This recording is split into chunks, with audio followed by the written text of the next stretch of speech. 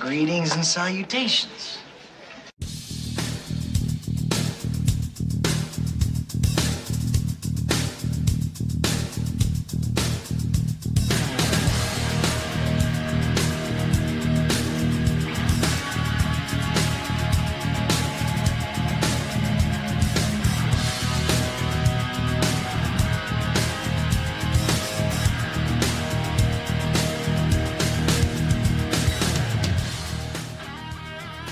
Bueller.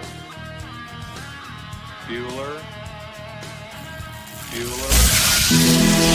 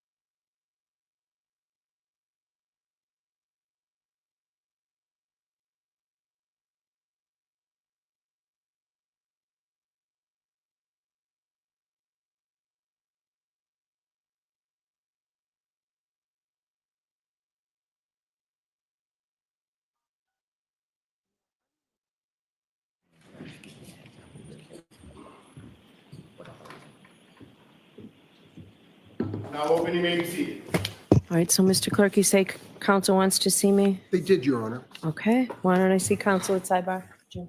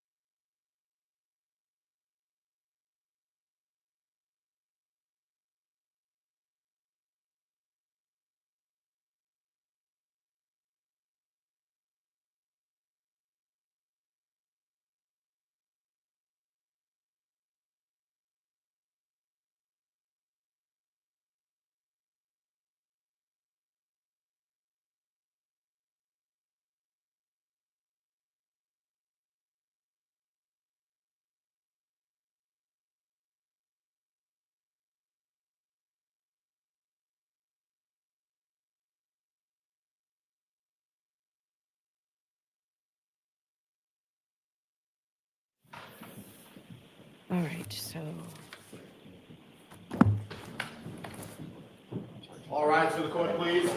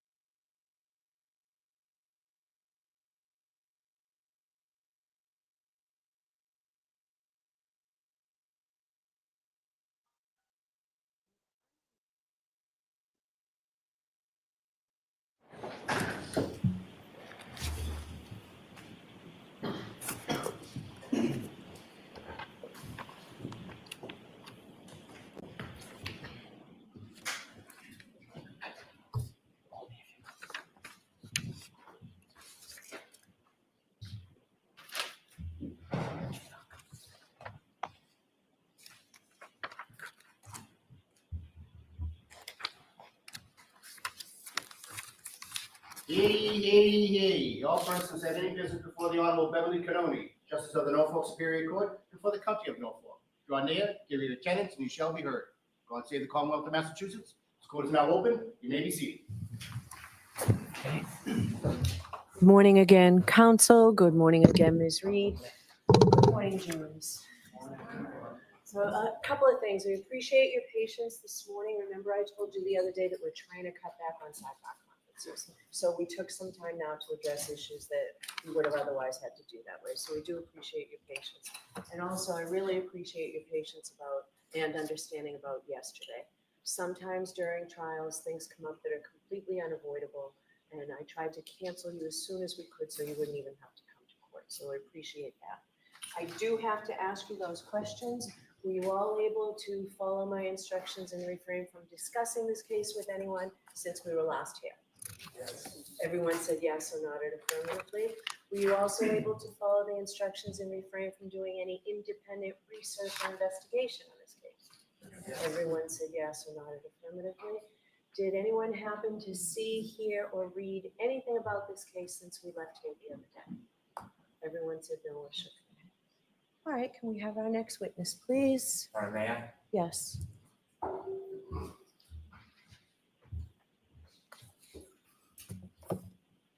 The Commonwealth seeks to introduce two clips. Okay. The first clip the Commonwealth would seek to introduce and show the jury is clip 20.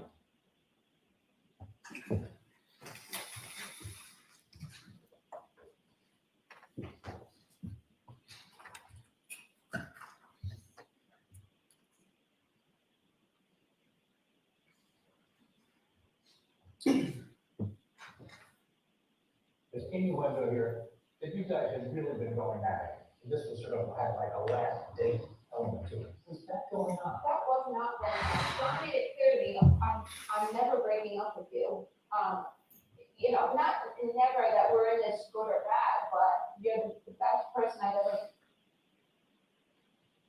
The Commonwealth would ask to show clip 19.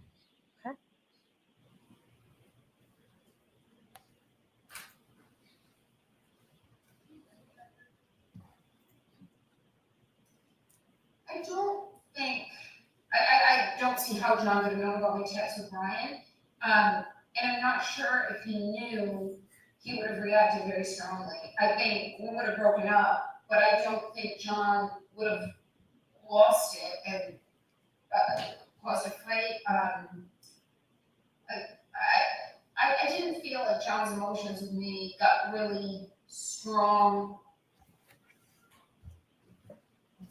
Thank you. Sure.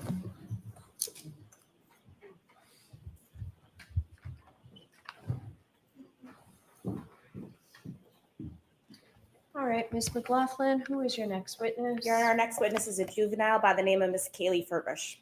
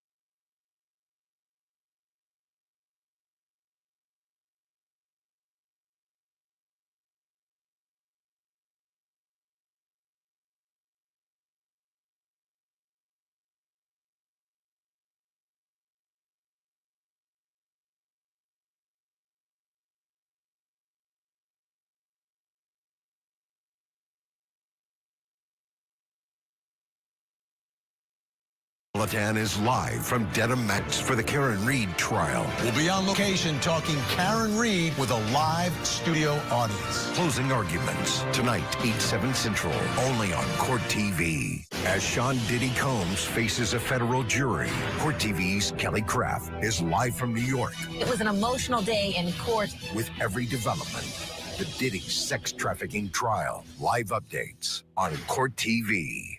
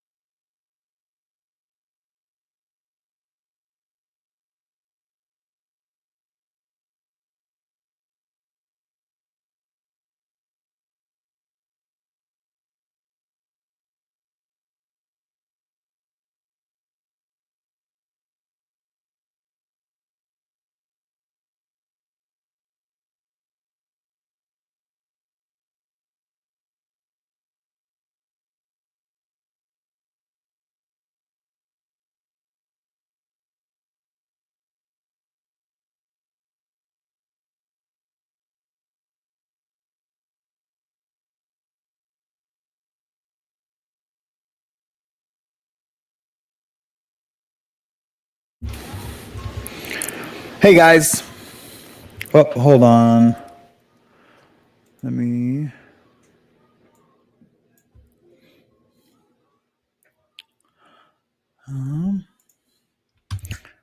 Hey guys, I'm gonna take this little. Say hi.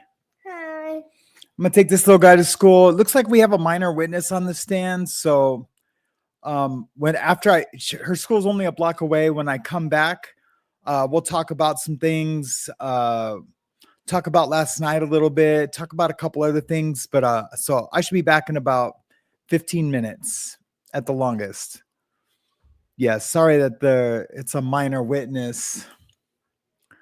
Let me see. Here, we'll watch this instead for right now.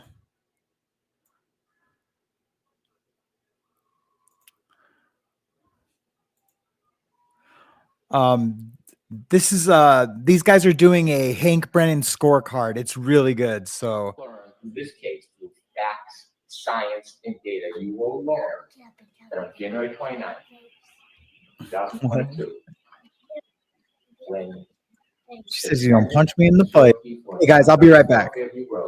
All the way to the left side and then back turning the flag, you'll learn that Mr. Keith got out of the car. He got out and he stood by the side of the road after an argument with the defendant. That argument. I'm hurrying, baby. I'm hurrying. Of the Okay, let's go. intoxication. We'll learn from the science and data as she stood by the side of the road. The defendant to her SUV drove away. She drove at least 35 feet away. The argument was over. It had ended. But then she stopped. Okay, he's making up thing about the argument. There's no credible testimony so far about an argument. She stopped. She put the Lexus into neutral and she waited. And the facts and the science and data will tell you that despite the fact. Facts and science, yeah, we haven't heard it yet. After over 3 weeks of testimony, we haven't heard any facts and science yet. You know why? If he believed in it, he'd get that front and center because he knows these witnesses that he's been presenting have all major baggage and they're not credible, except for the weather guy. The argument's over. And then she put the Lexus in the gas, put the foot on the gas pedal, and began to press, not 25%, not 50%. Up to 75% acceleration. There was a light dusting of snow. The Lexus tires spun backwards. She went backwards at least 70 feet. She flipped John over. Yeah, they keep changing the timeline. They keep changing the distance of travel. And like some folks have said, the Lexus is not going to spin out like that and be able to go 24 miles an hour in bad weather. He put out backwards, hit his head, broke his skull. Then he lay at the corner of Fairbanks. He doesn't describe exactly how he got hit. He just says he got hit by the car and he hit his head backwards. I mean, he can't even describe any details, where he was standing, where he was in relation to the house. He's not presenting any exhibits to show exactly where it's happening because they don't know how it happened. It's all a complete hot mess crime scene, and they're just trying to guess where he was at. They don't really know. They're just thinking that's where he was when they showed up. They don't know the exact location. Just like they don't know the exact location of any of the so-called plastic taillight pieces. Fairview Road. On the ground, lying on top of his cell phone, alone. And then the defendant will later tell that when she left, he didn't look mortally wounded. Yet he was. And she simply drove away. Now, before I tell you about the data. All right. Coley, you're asking, can Proctor take the fifth, even if defense calls him? Another attorney in Massachusetts said he could do that today, and if he does, can his testimony first trial be read in court? Yeah, he could plead the fifth if he was my client here in Texas, and this whole case happened in Texas. I would not let him testify without some kind of immunity. And no, the first trial, his testimony, if he's not available and it's exculpatory, they would maybe have to request his videotape deposition because he's unavailable. So, and what parts you want to bring in, all that kind of stuff. I think they would just not even call him at that point. I'd like to tell you a little bit about John O'Keefe. John O'Keefe was a young man, a local kid, very well liked. Well, John O'Keefe is the son of Peggy O'Keefe, John O'Keefe Sr., and the brother of Paul O'Keefe. Grew up in Canton, worked hard, he became a police officer. But what you're going to learn, the fact that he worked for a Boston police officer, as a Boston police officer, was a fraction of his life. It was a small, really unimportant part, because the biggest part of John. Look at how low energy, uninspiring. He's putting jurors to sleep. It's early morning. They're like, "Gosh, how much longer is this thing going to last? We need to do something else other than listen to this boring speech." John O'Keefe is a family man. Talking about traditional sense, see, John O'Keefe never had biological children. John O'Keefe was never married. But John O'Keefe had a sister, and she had 2 children. And when the children were 6 and 3 years old, his sister unfortunately died. And shortly after, his sister's husband died. John O'Keefe was at home. He didn't sit by. He saw these 2 recently orphaned children, and he stepped in and he said he was going to deal with them. So he put aside his career, he put aside his job, and he moved in with the children and made them up. They were his home. They were his passion, love. He was a new parent, successes, failures, like all parents. And he raised the children with the help of people in the community, with the help of his brother, with the help of his family. And they led a good life. Right. Enter Karen So Reed. weak. Around COVID, the defendants and Mr. O'Keefe reacquainted, and they started a relationship. And you'll hear that even though the defendant had her own home, she was staying with Mr. O'Keefe a lot, 4, 5, 6 times a week. And to most of the world, it was a pretty good relationship. They spent time together, they did activities with the children together. She helped with providing the children, feeding the children. It was a steady relationship until about the beginning of 2022. And then things began to unravel. There was tension, there was arguments. In fact, just a few days before this incident, you'll hear that Mr. O'Keefe asked her to leave. But she wouldn't. You're going to be able to read text messages of their conversations on January 20, 2022. You will see the tension and the unraveling of the relationship. You will read about the discord between the defendant and Mr. O'Keefe. You will see that when he would ignore her calls, they would become incessant. When he would try to push away, she would come closer. You will read those text messages and you will realize that this was the beginning of the end of this relationship. All right, so let's go through the scorecard here now. So here's what he's established. The main points that he was brought out, the main gist of his opening so far, and so we're not all the way in. We're about 11 minutes in. So let's just go through this now. The testimony of Timothy Nuttall. Those of you may recall, he was the first witness that was called. Instead of somebody that would be like the 911 call or medical folks or something other than EMS, he calls this Nuttall. Remember, this guy that said his memory is clearer now than it was last year on this. When he said twice, she says, I hit him. Karen Reed, he's saying she said twice last year she hit him.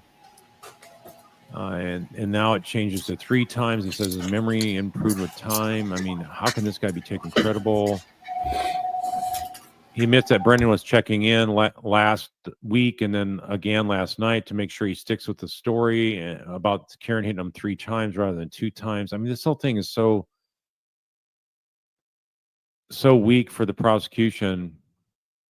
He also, if you recall, in his 2022 grand jury testimony, said John O'Keefe was dressed appropriately for the weather and was wearing a heavy coat, possibly 2 other additional layers of clothing. And then in 2024, he then said he was wearing a puffy coat, sort of like what we saw Brian Albert at the bar, the Waterfall Bar. And now he says that wasn't true at all.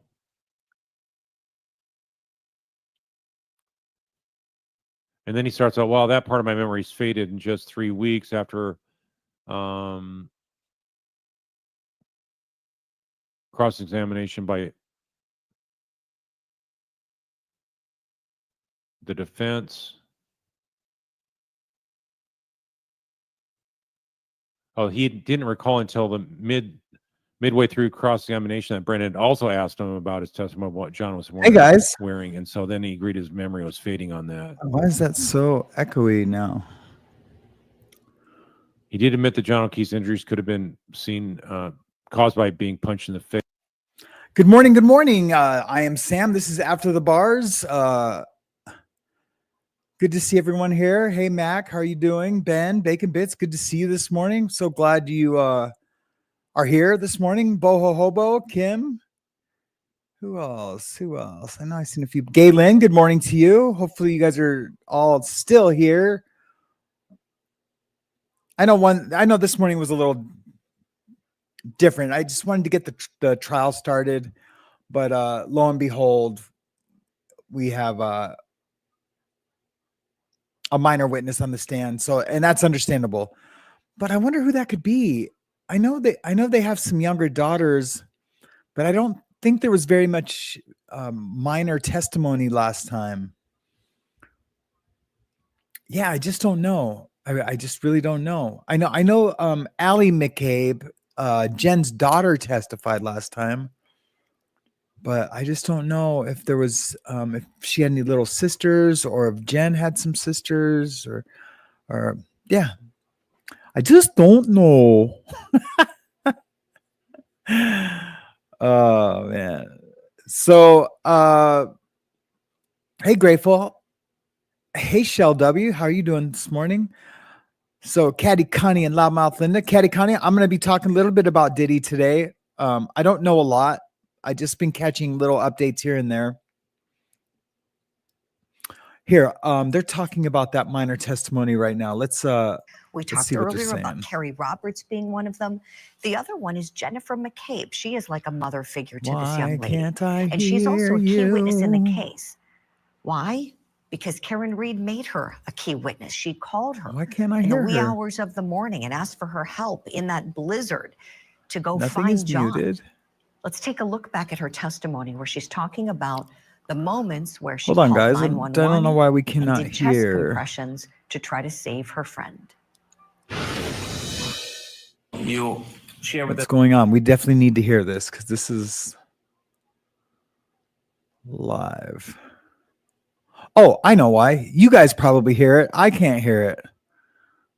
Oh yeah, Kim just says we can, but you can't. Yeah, because I still have it set up for the phone calls from yesterday.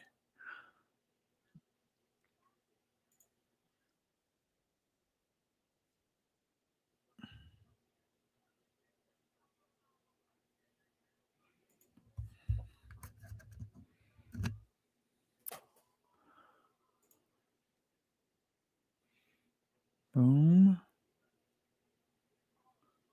Default mic, Elgato Wave, stream, Wavelink stream.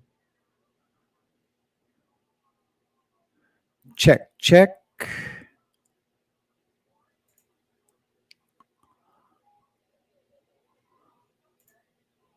Us that you were trying chest compressions. Before the chest compressions, did you make a phone call? I called 911. Still can't hear it.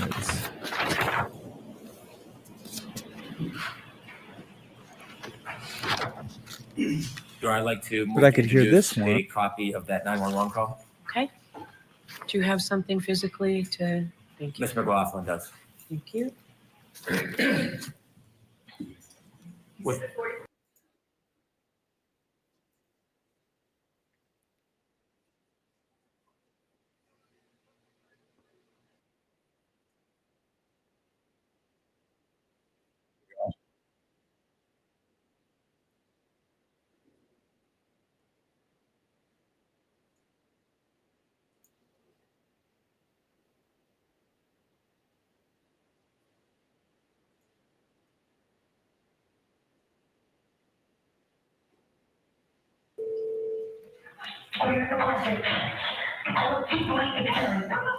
Okay, here we go. I don't know what they're talking about.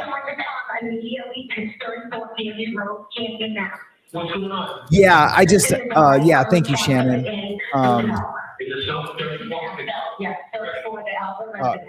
You say, I probably already knew that. A lot of times I don't already know, but just by happenstance, I did know this time. So your chances of being correct, of me not knowing that, are probably a good 90%. So it's always best to take the chance that I don't know what the hell I'm doing. Yes, there's a man unresponsive in the snow. okay. I'm playing the 911 call right now. I'm so glad they don't show the kids, Kim. We just switched him over. Okay. Who's that in the background? Is that someone related? That's your mama in the background. That's who's in the background. 46 years old. 46, how long has he been outside? I don't know. I don't know. He got out of the car and I could have been a couple of hours.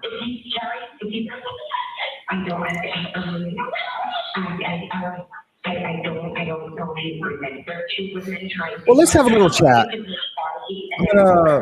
Okay, can you just try to ask it? I know it's tough, but we have to. I'm going to monitor the case a little bit. I'm just going to turn that down. Mariana is doing okay. Thank you so much for asking. She is going to be headed to Kalispell today. Her friend's murder has been making national news, of course. She's talking to her grandmother right now that lives in Kalispell. Yeah, everyone's there. Dateline, People magazine, I guess, was the first one to get there, which is crazy. I didn't know People magazine really covered like true crime type stuff, but they're covering her murder.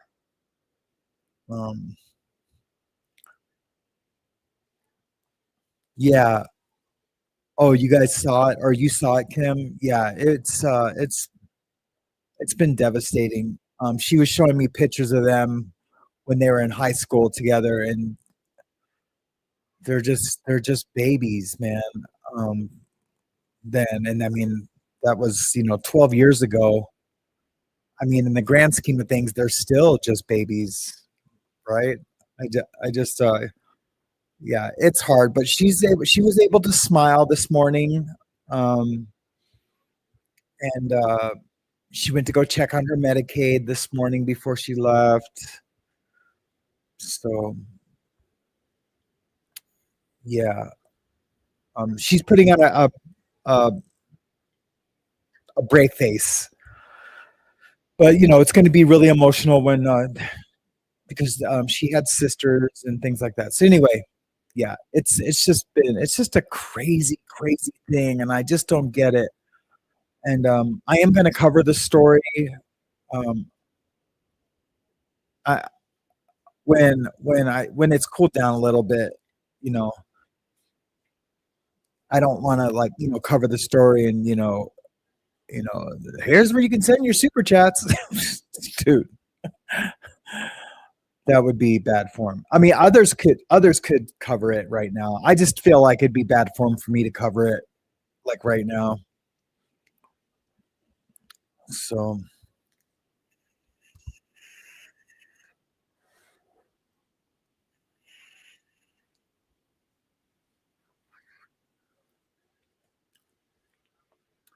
I really loved the phone call thing last night.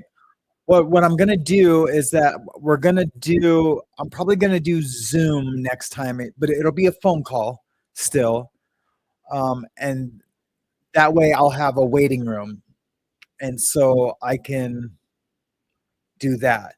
But I think in the future, like say like right now we're talking about stuff, and if one of you guys say, "Hey, can I call in and talk about such and such?" I can be like, "Yeah, go ahead and call in right now." So I'm going to make it always available for, I don't want to say emergencies because it doesn't always have to be an emergency, but yeah, if you want to talk, if you're struggling in your recovery and you just want to like share something with everybody, and if you need like feedback on some stuff, I'm going to just say, make that always available to the show.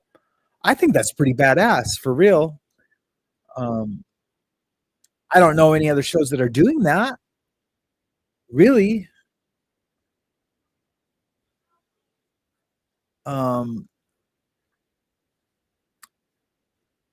Oh, when the beeps come in from the call waiting, it makes people feel rushed. Yeah, I watched a little bit of it back last night because I wanted to see how loud the people were, calling in, and man, they were crystal clear. But then I did hear the call waiting. So what I'm going to do is either disable call waiting, so then the other person will just get a busy signal. It'll be just like the olden days. You'll get a busy signal, and then, or it'll go straight to voicemail. And so that doesn't do that. But I agree. Yeah, the beeping probably did rush people along a little bit. Yeah, Kim, I'm super down for a boundary show. Yeah, let's do that like next week or something. I'm trying to get a couple people on this week. I would love to have Ben Bacon Bits on soon. Jimena, but I don't know if Jimena's even like talking to me for some reason. I tried to say hi to her in a live, and maybe she didn't see me. I don't know. And another show, and then I wrote her an email, and I just haven't heard back. But people are busy. You know, you guys know how I get. I get it. I get in my feelings about it. So, but it's no big deal.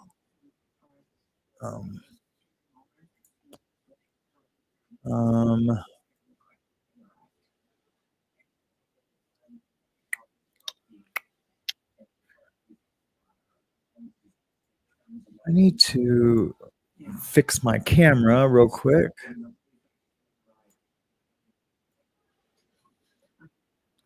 It's gonna open my camera settings. There we go.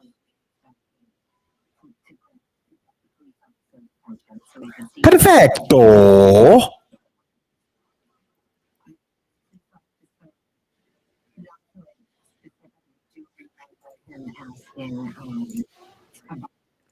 Hey, Sammy Joe. Yes, happy hump day. Chicka bow bow. A boundary show is a great idea. Yes, it is. A boundary show is a great idea. I don't think a lot of folks know how wonderful it feels to set boundaries. Boundaries help with getting triggered and upset. Yes. I mean, I think all of that. Boundaries would help me from over-promising and under-delivering. That, you know, I do it less now. And so that might have some people saying, wow, you must have been really bad at some point. I was really bad. I was constantly double booking my tattoos, sometimes triple booking my tattoos, because I would tell someone on the phone, but I wouldn't put it on my calendar. So like 3 people would show up at the same exact time for their tattoo appointment. I used to do that all the time. I know that's a little different than boundaries, but it's boundaries that I have to set. Instead of like agreeing to something just at a moment's notice, be like, and I do this now, like, hey, let me check my schedule and I will get back to you. But the thing is, when I do that, I also get sidetracked really easily. So that person will end up texting me a couple weeks later saying, hey, did you ever get a chance to look at your schedule? You told me that, a few weeks ago. I was like, oh, geez, sorry, and then I'll check it just right there. Anyways, I'm just terrible. I don't know how I was even a successful tattoo artist, except for that I'm really good. And, when I am tattooing, I get paid really well. So I'm just trying to see what's going on in the trial. John's niece is on the stand. Okay. He's also here we go. This guy's going to talk about it a little bit. Let's take a listen. Franz, let's talk about the kids who are now teenagers. What kind of weight do you think the jury is going to give their testimony? So kids generally have credibility. That's not to say that they don't lie. It's not to say they don't make up things, but generally they have credibility. And by the way, these kids have and I say kids, these young folks have no reason to lie.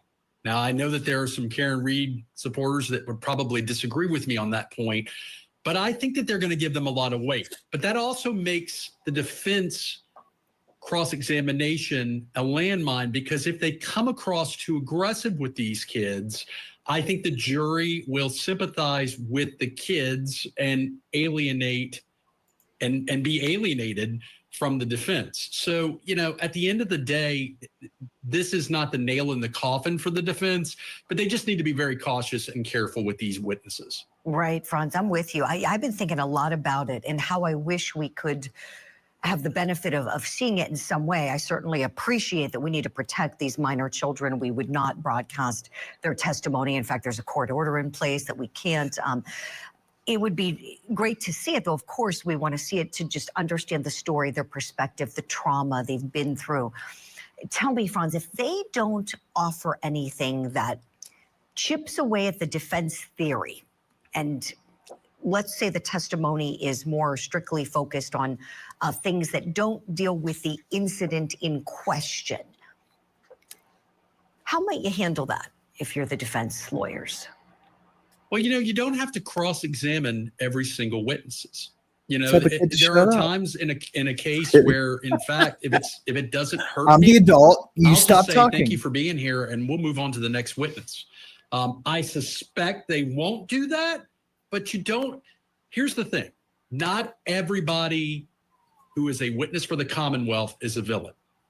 And if you try to make people who are not villains I just said that yesterday to again, somebody. you're gonna alienate the jury, and you're gonna come across a way that is not beneficial to Karen Reed. So, ultimately, if these aren't really witnesses that are gonna hurt, leave them alone. Now, I suspect what we will actually hear happens is any way the defense can use these witnesses to create contradictions with Jim McCabe or any other witness, that is the way to utilize them, right? Because contradictions is sometimes a pathway to reasonable death. Right. Franz, amen. You're so right. How about we do this? Let's hit a quick break now. We'll talk some more on the other side. And we have a little bit more testimony from Jennifer McCabe. She's a key witness in this case because Karen Reed made her one, waking her up in the wee hours of the morning. And she didn't have her cell phone. She had to get it from John's niece, who's on the stand right now. This is Court TV Live. We are your front row seat to justice. Is Karen Reed a killer girlfriend? She's guilty. Or the scapegoat in an elaborate cover-up? Karen Reed was brave. Karen Reed is accused of murdering her police officer boyfriend. Defendant stated repeatedly, I hit it, I hit it. She may end up taking the stand. Her first trial ended with a hung jury. They haven't proven anything. Will a jury finally agree on a verdict? We know who did it. The Karen Reed murder retrial. Live coverage today on Court TV.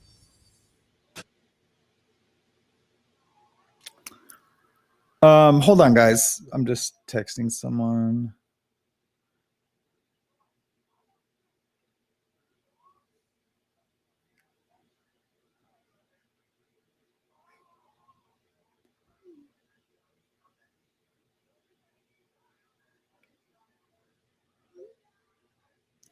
I'm covering the Karen Reed trial right now on my podcast. I will text you more later, or let's connect for lunch, or come over to the tattoo shop later today. If you need anything, please let me know. I'm so glad you are home.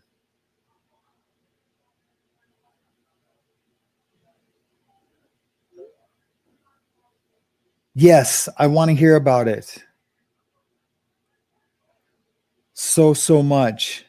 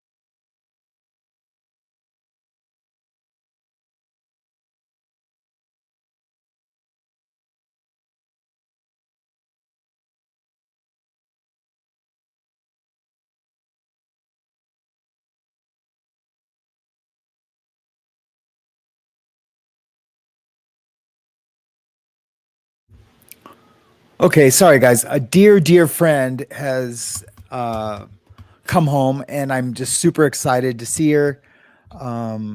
She is a very special person to me, and I'm just so glad she's home, and she's got some great news to tell me. So I can't wait to hear that from her, and maybe we'll have her on the show when we do some recovery segments or something. That would be amazing. That would be amazing. So it looks like they went to break. Let's tell me, guys, what did you guys think of the call-in show yesterday? I already said I'm going to make some adjustments with we're going to maybe do Zoom so I can have people in a waiting room. But for the most part, what did you guys think? And there's not very many people here right now. There's only 13 of us. I usually am around 50 right now. So I think it's just because of all the dead air, and I really don't know who's all here, but we can revisit the conversation again. Yeah, Deb, absolutely. Putting a voice to the name is pretty cool. It's funny, right? Ben Bacon Bits sounds exactly how you would picture him, or like I feel like his voice was exactly how I imagined it would be. Like the first time I heard him, and the first time I heard him, I also seen him.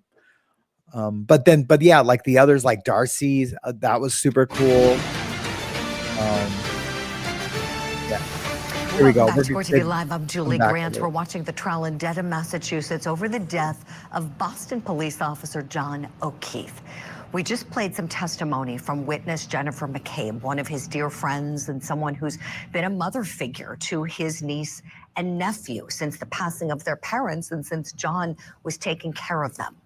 Live right now in the courtroom is John's niece on the witness stand. We just can't broadcast her testimony. I don't know what John's niece would have to say. Jennifer McCabe's testimony, and this is a live look at the courtroom. 3 years ago now, so she was directed there to the ceiling. We cannot show these minor children, but our team is there, and we're getting notes on their testimony. So about we'll the have incident? notes. We'll have an update from our Matt Johnson, who's in the courtroom, and we'll share with you all of the details that John's niece is sharing.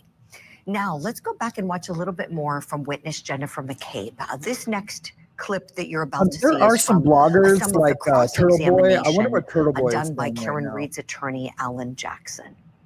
Let me go see what Turtle Boy is doing. There's also a connection to Canton Police Department through Kevin Albert. Is that right? Exactly. Can you answer that? Is there a Yeah, I'm gonna connection? check Do you and have a see what connection with the Turtle Boy is Canton Police doing. Department through Kevin Albert? Not with the police department, but Kevin Albert is Brian Albert's brother. Right. And Kevin works for whom? The Canton Police. Thank you. So you've been interviewed many times by different law enforcement agencies, be they Massachusetts State Police, Canton Police, or otherwise, correct? Yes. Okay. Those interviews have not just been over the period of weeks, it's been over the period of weeks and months and even years since this occurred, correct? Yes. Yeah, he's not live right now, so You're I don't think he's contacted saying by anything. Another law enforcement He might be in jail. agency that was not Massachusetts No, State he's Police out of jail. and not Canton Police Department at one point in April of 2023. Do you remember that? Yes. I want to talk for a second about that series of interview, or that interview. You were contacted at your residence by these members of this law enforcement agency, correct? Yes. All right. Later that same day, you did sit down with those same law enforcement officers for a formal interview. On that same day that you were contacted by them, they also went into your home and actually interviewed you, correct? Yes, it was brief. All right. Those law enforcement officers identified themselves as being associated with an agency that is not Massachusetts State Police. You understood that? Yes. And you understood that they were not involved with Canton Police Department either, correct? Correct. Completely separate agency, is that right? Yes. During the course of that interview, those officers informed you very specifically, Ms. McCabe, that it is a crime to lie to them, even during an interview, correct? Yes. Those law enforcement officers informed you that they were investigating certain circumstances attendant to John O'Keefe's death, correct? They were very vague on what they were. Understood. I don't know what they were investigating. But you did understand that it was having something to do with your involvement at 34 Fairview on January 28th, 29th. Hold on, guys. Max says, Sam, expert tonight is going to discuss EMDR. Excited to talk to you more about it, your experience with it during our live. Yes, I would love to share my experience with EMDR. I know we are going to be talking about it later in the month. Yes. I am excited to watch that tonight.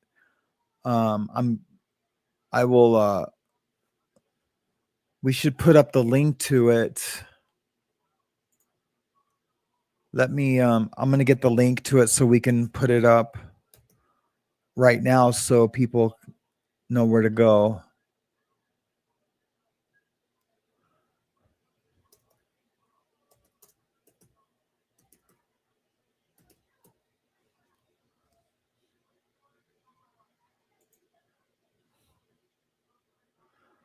There's a Surviving Together YouTube channel called Surviving Together Minecraft. Crazy.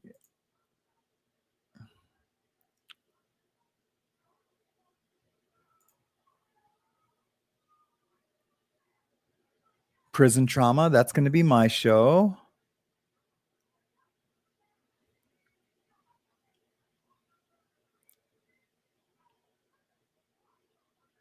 Is it the one with Deborah Lee, Mac?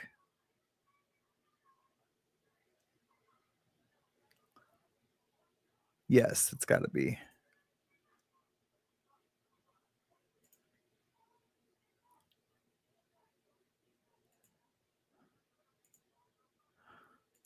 There you go. I just posted the link to Surviving Together's show tonight.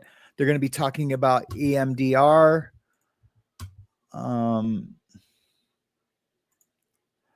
In this video, they'll be talking to special guest Deborah Lee, a trauma-informed therapist and coach, and some healing techniques. Deborah will explain what it means to be a trauma-informed therapist, what are some based healing practices, and why they are helpful in healing trauma. She will also lead us in an hour-long workshop discussing trauma and demonstrating particular powerful soma exercises. Oh, I am super excited tonight. What? That's going to be amazing. Amazing. Yeah, and I can't wait for my episode to be on your show later on in the month. Yeah, that's going to be super cool. I'll definitely be in the chat tonight. I do have to take Hazley to the park, but that'll be around 2:00. So yeah, we should be done by then. Neat. Yeah, that's going to be super cool, Mac. 2022. As a witness or otherwise? Objection. Sustained as to certain terminologies. Sure. Let me see if I can rephrase that. Ms. McCabe, you were aware Grateful. of the subject EMDR matter has been a game of their changer in my interview, life. right? They weren't I'm interviewing alive about today because of a car you EMDR. bought last year, correct? Hands down. I mean, in God, of course. They were interviewing you about, and, basically about what you're testifying to here, correct? When I first spoke with them, the conversation was pretty vague. But the subject matter, vague or specific, was about this subject matter. Yes. Okay, fair enough.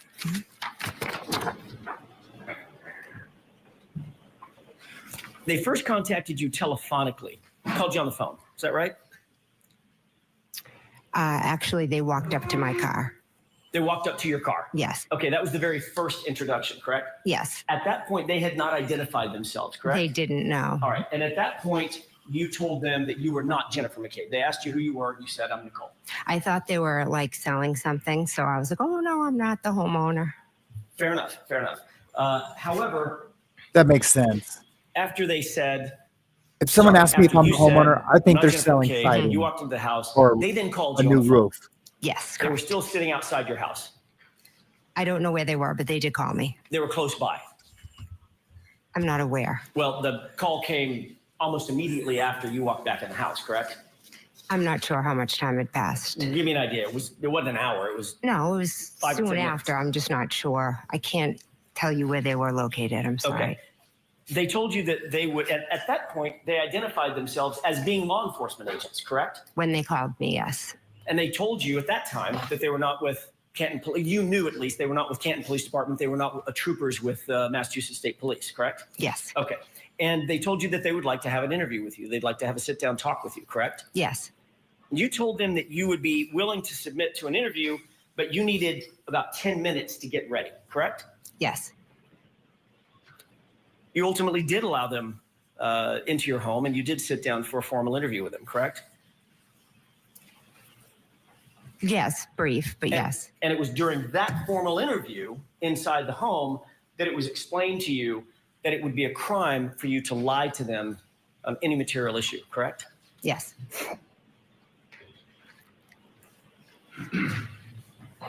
During the course of your interview, your husband, Matt McCabe, came home. Is that right? Yes. As these law enforcement agents continue to question you, as law enforcement officers continue to question you at some point, you inform them that you did not feel comfortable with any further questioning and you suspended the interview, correct? Yes. Before leaving, however, those same law enforcement officers asked you if you had contacted anyone in those 10 minutes when you indicated, I need 10 minutes to get ready, between the time they called you and the time that they showed up and came inside your house, correct? Yes. You told them that you had contacted your husband, Matt McCabe. Yes. Which is why he came home, right? Yes. And you told them that you had called Carrie Roberts before they interviewed you, correct?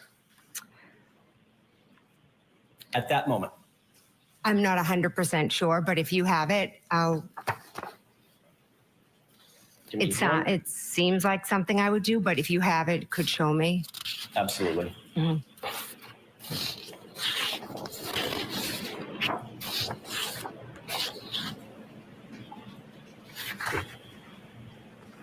I may have just a moment, Your Honor. Okay.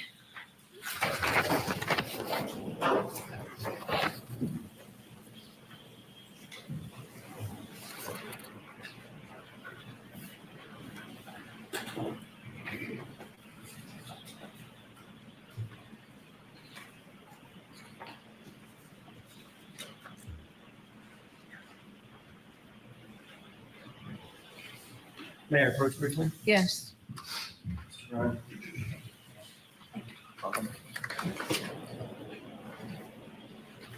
First, I'm going to ask you, Ms. McCabe, if you recognize that as being a report of that interview, just generally, yes or no? It appears to be, yes.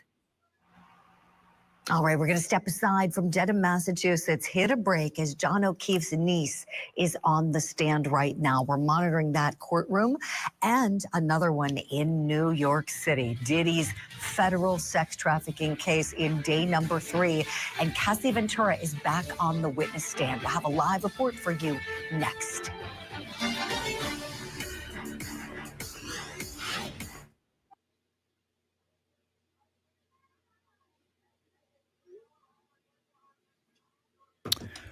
Okay, guys, we're just gonna have to just talk about some other stuff before until they get back to regular testimony. We have a lot going on this week.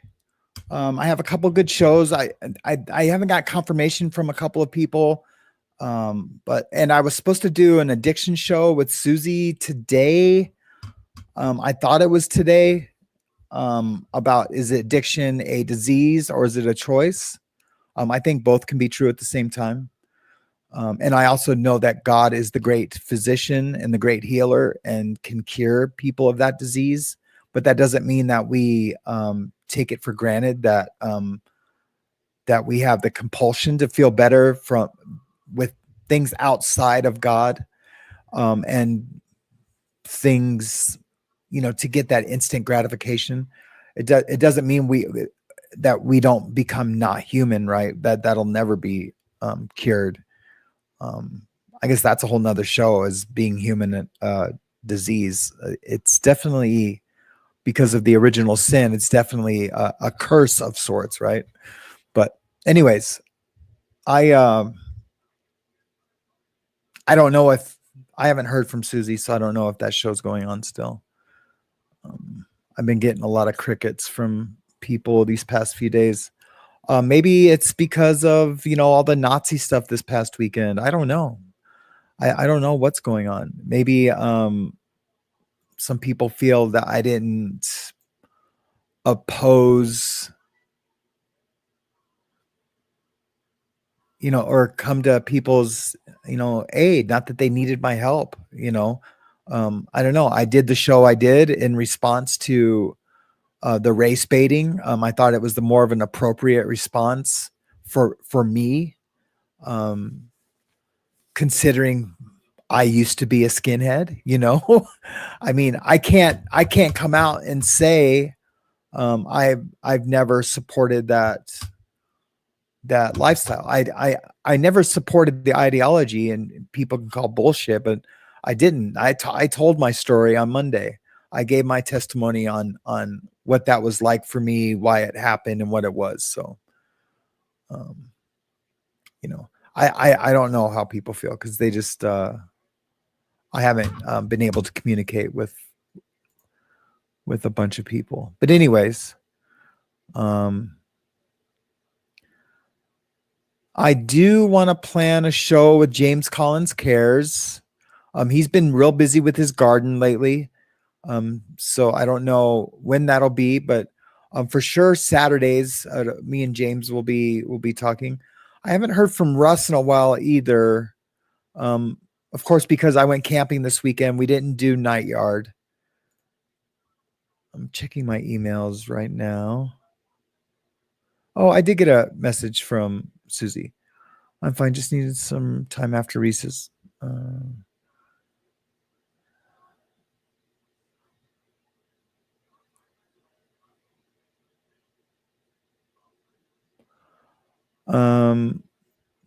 Yeah, well, she said she'd contact me yesterday. Yeah, so maybe the show is still on for today. I don't know. She did get back to me.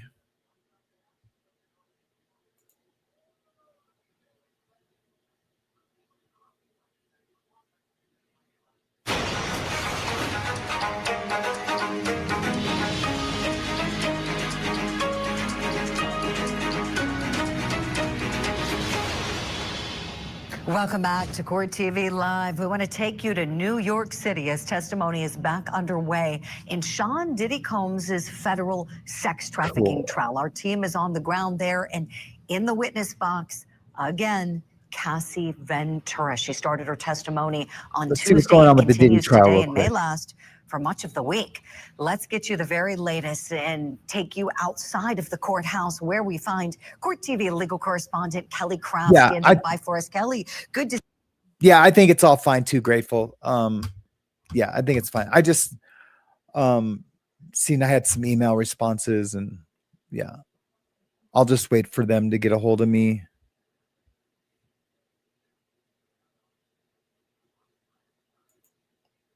All right, let's get back to see you this morning. Tell us a little bit about what we can expect for this Thank morning you, and this Grateful. I afternoon in appreciate that you. courtroom. Well, good morning to you, Julie. Nice to see you. A rainy day here in New York City, so that makes everything a little more difficult because there's lots of chaos surrounding this case. So many people want to come out and see if they can get a glimpse of everyone who's arriving to take part in this trial. So I want to just get you caught up on what's taking place so far this morning. So before the jury was brought in, before Cassie Ventura was brought to the witness stand, there was a conference of sorts between counsel as well as the judge, making certain that privacy screens had been installed on the I just jury's realized my hair looks like monitors. my So there avatar has right been some now. discussion in this case.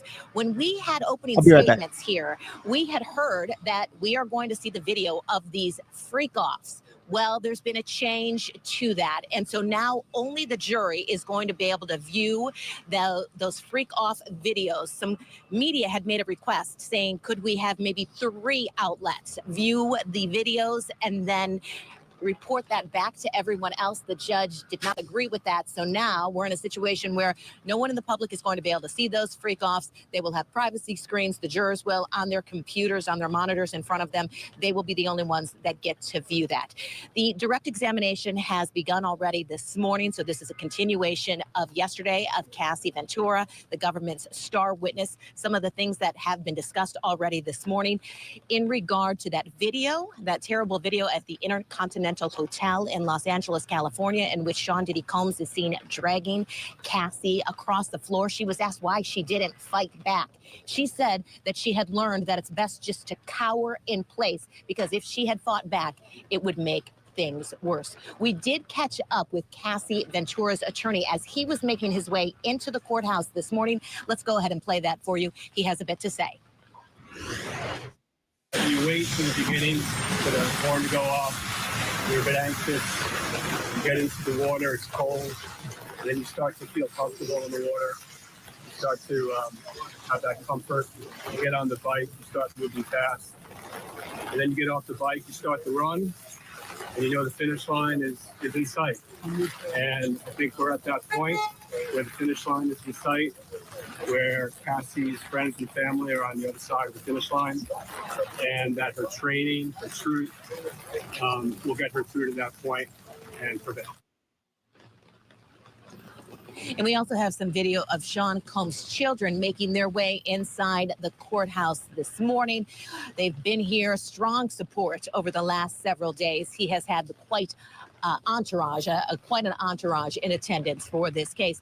One of the things that's going to be interesting to see, Julie, is that defense counsel has requested that Cassie Ventura not confer with her attorney while she is on the witness stand under cross-examination. So we're going to have direct this morning, the continuation of that. Then we expect to have cross-examination, which is going to be intense later on this afternoon. Defense counsel has made a request for her not to be able to confer with her attorney. An interesting request, because clients usually are able to confer with their attorney. We're going to have to see what the judge says on that one, Julie.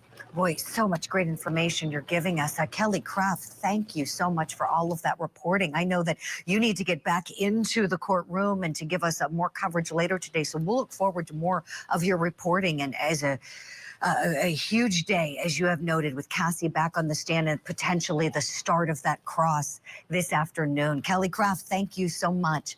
Let's bring in our legal analyst guest now to talk more about everything we just learned. Criminal defense attorney and former prosecutor Franz Borchardt standing by for us. Franz, well, let's start with Cassie and the request from Diddy's legal team to not allow her to confer with her civil lawyer, Douglas Wigdor, who we saw in that quick little clip outside of the courthouse. Your thoughts on that? So in a criminal proceeding, I'm not sure she has the right to confer with her civil attorney. Now, she does have a right in a proceeding, in any proceeding, Julie, as you know, to confer with counsel if she is going to incriminate herself. She can exercise her right against self-incrimination, but generally, you don't get to just confer with your lawyer at willy-nilly. And look, she is the federal government's witness. So the same works with, she doesn't get to confer with the prosecutor. Doing it, Deb's always says, personally, I think a lot of things have been spiraling, and I think we all need to just take a step back, take a deep breath, and get back to what we love doing. Absolutely. Absolutely. That's why I didn't let this last one get me heated. I didn't have to put out, like I said, I have a part 2 and part 3 response to Reese's lies. And so I didn't put them out, and they're ugly. Like, it's not just what she was saying about us that was lies. It's things that she was saying about some other creators and things that she had planned on doing, and some lies that she had told about other situations. And I'm not going to play them, because I just I don't want to keep doing the back and forth. And that's why I just did my story on Monday of what my part is in all of this, and what my history is with racism, prison gangs, and what where I feel society is, where we're at today with the Carmelo Anthony situation and how that's festering hate and discontent and separation and then with the Shiloh Hendricks situation. So that's why I did the show I did on Monday. I think it was perfect. No, I don't think I did a perfect show, but I think it was a balanced response. We'll just say it like that. Yeah, a balanced response. I like it. All right, let's get back to Diddy. In for a penny, in for a pound, she is testifying against the defendant. She has to live by the sword and die by the sword. And candidly, I don't know why she would need to confer with her attorney at this point. Excellent points, Franz. I love it. That was perfect. Professor mode you went into for us with that explainer. Thank you. So I suppose we'll just see if there is any issue, as you noted, where she could be concerned with some type of incrimination. As you said, what possibly could that be? But if there is, I would suspect they would take it up at sidebar and then deal with it accordingly. So that being said, I want to back up a little bit, as we know that piece of video evidence that already came in, the hotel beating video, has been admitted. And soon the jury's going to start to see some video of the freak-offs. You heard Kelly's reporting about how the judge has said members of the media will not see them. Your thoughts on that ruling, Franz? I think that that's the right ruling. I don't know that we need to see that. I don't know that the media needs to see it. I think the descriptions will be sufficient. I think this is a instance of the victims have rights, and the victims have a right to not have this broadcasted. So I think it's the right ruling. And look, if I'm either side, I don't want everybody seeing this. So it's a good, I think this is a good ruling. Right. I'm with you, Franz. I can't really see any legitimate purpose in it. And I was thinking this through, as much as I'm a major advocate for victims' rights, also a member of the media for a long, long time. I'm thinking, how do you even report it? Even if 3 members of the pool were allowed to look at it, okay, we're not going to broadcast it. Nobody's going to see video or audio. There's that. Who's going to describe it? You're still subject to FCC fines and rules and regulations. And as you said, there's going to be enough descriptors from the testimony, from the arguments, from the lawyers that we can all use our imagination as to what's in those videos. And as long as the jury sees it, we don't need to. We're not the finders of fact on this one. Franz, one last question for you, please. As I'm looking at the sketches that we're getting of Diddy, I noticed that he's wearing sweaters. He's rocking the sweaters. It looks like the dress shirt underneath, the white collar sticking out, kind of the light gray sweater for one of the days of court. Your thoughts on that look for this trial? Well, it's my understanding that the courtroom is actually frigid, and I will say federal courtrooms are generally well cooled and chilled. Yes. So it may be a function of comfort. Federal courtrooms are always freezing, and with on the side of the courtrooms they have they're like little mini jails, right? And they're basically all stainless steel. And they keep them so cold that we're all in handcuffs like this, right? In black boxes. And you have to try to get your shirt over your thing and your hands underneath your shirt. And you just sit there and freeze until it's time for you to go to court. Federal courtrooms and the marshals holding tanks are always ice cold. So, he probably wore that from the jail also. And so he's not spending too much time in the back in the holding tanks because he's in trial all day, but he's spending some time back there and it's freezing. So I would if I would have had the chance to be able to have a street clothes on and a sweater, I would have killed. You just see me in a snowmobile suit for real. Thank you, Deb. I appreciate It that. certainly, I did it certainly gives that Mr. Rogers vibe. I know sometimes we slip and I slip, and it's hard to reveal God's character every day. But that's what I pray for every morning. Please let me just reveal His character today. You know, I begin with that. Look, he's in a lose-lose situation, Julie. If he wears a suit, everybody's going to say, "Oh, this is just the mega mogul dressing to impress." If he wears a sweater, people are going to be like, "Why aren't you wearing a suit?" So I don't have a problem with the sweaters. I think that the key is he needs to not be a distraction. And if the sweaters make him not a distraction to the jury, that's a win for the defense. Great points, Franz. Yeah, I've thought a lot about this, right? Because we know that he's got money to buy all the beautiful suits in the world, but he's in kind of a no-win situation, I think, with his attire, right? Because if they're too fancy, jurors may resent that. They may kind of judge him for it. If he tries to look too understated, they may say, "Oh, you're trying too hard to look like one of the regular people," when we know you're not. So I think, like you said, if he just kind of blends in, keeps himself warm and comfortable as he's got to pay attention during this case, that's probably the smartest move. Franz Borghardt, stand by for more cues, please. We'll hit a break now. When we come back, more coverage on Sean Diddy Combs' case in New York City and more coverage in Dedham, Massachusetts. I wanted to share this. Victim John O'Keefe's niece on the stand. And remember, John O'Keefe's niece is still on the stand. Being an immediate family member of the decedent. I know there's not many people here with us now, but I'll get a lot on the replay. So her biological dad, John's brother-in-law, died, her mother died, and now her uncle and dad John was killed. We'll have reports from the courtroom coming up here on Court TV. Share this short that I made. Faces a federal jury. Court TV's Kelly Craft is live.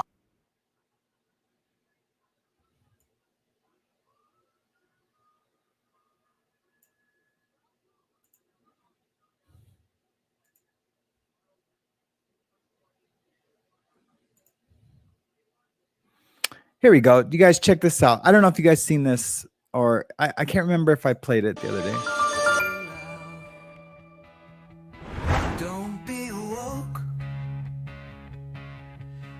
Why does the After the Bars YouTube community struggle to understand why race baiting is racist? For many, it's more than just confusion. I know you guys don't. It's the frustration of seeing hate spread, while love and understanding get pushed aside. It's the feeling of being manipulated and not knowing how to fight back. The real problem? It's not what you think. It's the race baiting by creators like Relatable Reese. This tactic promotes division and clouds the truth with lies. It keeps the community from coming together and prevents real conversations from happening. Most common solutions just scratch the surface. They fail to address the root cause and can even make the situation worse. But there's a better way to tackle this. The After the Bars Truth Solution by Sam Yarbrough focuses on understanding what's real. It's about cutting through the noise and seeing the manipulation for what it is. Members like James and Sherry have seen results.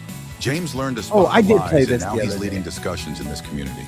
Sherry felt empowered to share her views, and now she's connecting with others who feel the same. Imagine feeling confident in your beliefs and being part of a community that nurtures love. This new approach can change everything. Click below to discover how we achieve true understanding and unity. Why do Americans living in a weaponized racial environment struggle to understand how race baiting affects real race progress in 2025? For many, it's not just confusion. It's the frustration of feeling stuck, watching conversations turn toxic, and seeing real issues get ignored. People want to connect, but instead, they feel divided. The real problem, it's not what you think. It's the pressure to choose sides driven by a culture of woke and DEI. This mindset pushes people apart, making it harder to have honest talks. Instead of love, it nurtures hate. Common solutions like talking it out or trying to ignore the issues often make things worse. They don't tackle the real root cause. The better way? Promote honest, nuanced conversations. Create safe spaces for dialogue where people can share without fear. Encourage disagreement without demonization. Look at how communities like Oakwood have transformed their discussions. They've seen a 40% increase in trust and a 30% drop in racial tension. Imagine feeling heard and understood. Picture a world where empathy replaces resentment. When people connect as individuals, it builds respect and peace. Click below to discover how we achieve real race progress in 2025 with honest conversations and unity. Yeah. So, thank you guys. I started making that when I did the video. When I made the video, the PSYOP race war in action video, a call for prayer. It's when Shiloh Hendricks, when her situation took off and got all crazy. And so I was already talking about, when I did the video, the Texas outrage, the Carmel, that was 3 weeks ago. I started talking about how the race baiting was gonna increase. It's gonna get crazy. And I'm putting our situation aside. That's not even, I mean, that it matters, but, and so I started thinking of different ways that we could communicate and solve the problem, beginning with us, right? What we can do to help solve this problem, to not participate in it. So I know this is super grandiose, but I'm developing a program called the True Solution, where it'll just take us step by step. And that's what I'm going to be uploading to mayhemnews.com for download for you guys to peruse at your leisure. So that's when I started making that. And then I added that I did a new intro when the Reese stuff happened. So I appreciate that, Shell W. It's going to be super cool. And thank you, Grateful. Yeah, it's going to be super cool. And I went over some of those, the outline of what I want to do on Monday.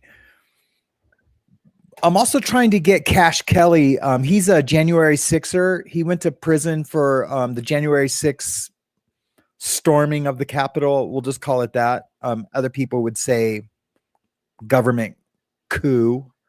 Others would say, hostile takeover. When the left or whoever, it doesn't even have to be the left. I don't even want to put labels on anybody. But when people like CNN and MSNBC, which are left leaning, they when they start saying things like they tried to overthrow the government, everyone knows that our military is the biggest military in the world. And these guys that stormed the Capitol, no one had any guns, no one had any flak vests, or there was no organized, attack. It was basically a riot gone wild. And so it's a little disingenuous to say, that they were trying to take over the government, because that's not what happened. It's not what happened at all. There was some injuries. I think there was.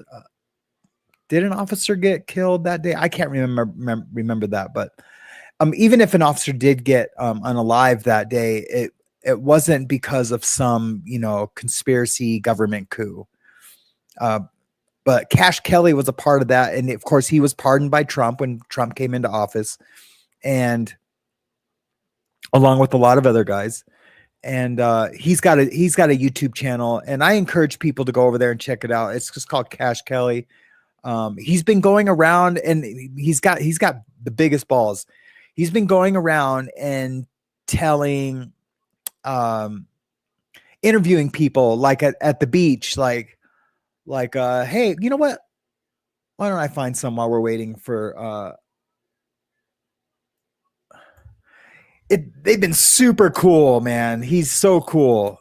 Like I'm kind of a fanboy when it comes to Cash Kelly.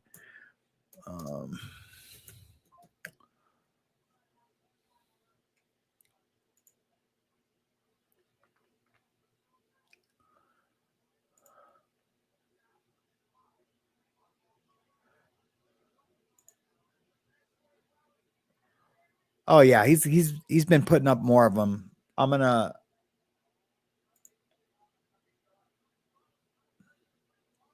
share some of these with you. Remove, add to stage.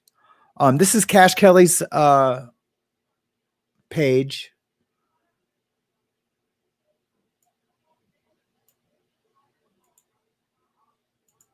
I'm going to put a link in the description. I know there's only 17 people here right now. I mean, I'm not saying that because of, but why I'm saying that is that I want everyone to go over to Cash Kelly. If you like his stuff, subscribe and then maybe make a comment on his last video or short or something and say, hey, After the Bar sent me, he's a huge fan. That way, maybe he'll do a collab with me.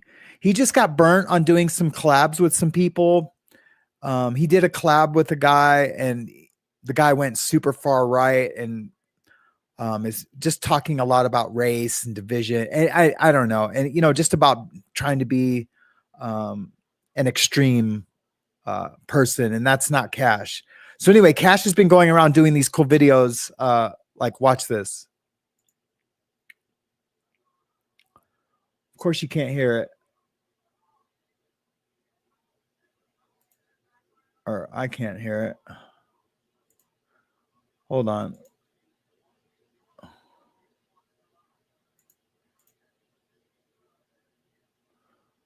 It's muted somehow. There we go. I love you too. Watch, because this is- we're all Americans, baby. That's what I'm talking about. This is All right, Cash you guys, Kelly. I'm out here again, and I see these beautiful people right here, and I wanted to ask them the question. Are we divided against each other? Like, do you hate me because I'm black? Of course not. That's what I'm talking about. Why is that? Why do you not hate me? Because I don't even know you. That's but I right. love you. I just love I everybody. love you too, because we're all Americans, baby. That's what I'm talking about. God made us all. Exactly. Amen. I appreciate you. I hope you have a wonderful day. God bless you. Isn't that cool? He's got a bunch of them. Is America's Is America racist? Do you walk outside your door and think like, yo, white people are out to get me? No. Everybody's good, right? Just America. People are people. These people aren't plants. Amen. I don't care of no color. I don't care if That you is- blue or black or orange. Say that again. You know what? I don't care of no color. I don't care if you blue, black, or orange. We're humans. We human. We're human beings. Look. We bleed the same blood. That's right. Same thing? Same exact thing. We were just talking about that shit, what, half hour ago? Yeah. So no racism? You don't come outside and fear black people? I didn't scare you with my do-rag? Nah, this right here. With my do-rag? My brother. That's what racists in America? I mean, no, not that I see.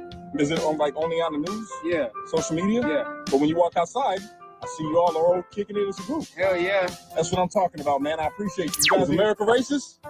Not at all? You don't hate me?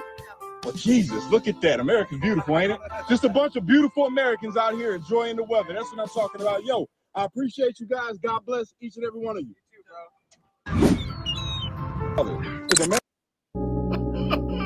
Oh, man. I just seen the footage, man. The never before I haven't seen seen my this one. TMZ of Diddy. And he had Frenchie Montana and Ray J was there. So you know what that means, right? Man, they bus got taken, baby. They bus got taken. Oh, man. That's funny. I've never seen him do anything like that. But All right, you guys, I'm out here again. there's another one. So the media has us believing that people out here just hate each other. Black, white, black, red, everything in between, that we're all divided and we hate each other. Do you feel like that's true?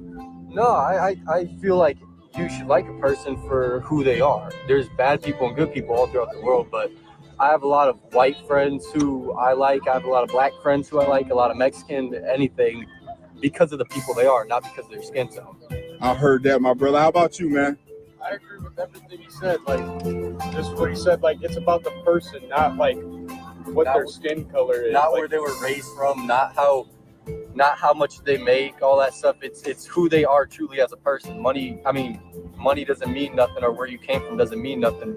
Amen. It's the person that you are. Amen, bro. So you mean to tell me you don't hate me, bro? Is that why you just popped the willy for me, brother? That was dope, man. Yo, very nice to meet you, bro, and God bless you. Nice to meet you too. Yeah, I like those, man. Cash is out there killing it. guys. He's killing the game right now. He's got some long form videos too. He's got this one called Turning on Trump. He's just talking about this guy, Jake. He was in jail with Jake, and I called it. You know, I knew Jake was a check-in and like going from pod to pod. You know, because he's out there when he tried to get Carmelo Anthony's dad to like speak against black people. It was just super, super dumb and ignorant. It's unbelievable. But yeah, go check out Cash Kelly's page. And if you can, make a comment in one of his videos and say, you know, after the bars sent me, he's a huge fan. Maybe say, go check him out. I don't know. Don't say that, because then I just I want him to know that we got his back over here at After the Bars, and that if he ever needs our help, I don't think he will, but I would love to do a show with him about this topic, about race baiting and race and what we do. Think of what are the solutions to it. Not just saying, you know, recognizing it. You know, it's like even when my wife and I argue, you know, a lot of times we don't come to the table with solutions for what we're arguing about. We just want to be right. And I think a lot of that is present in this situation. So anyways, let's check the Karen retrial. Oh, I think we have testimony. Guys. Let me do the zoom. Yes, I think we have testimony. Awesome, guys. Let me fast forward a little.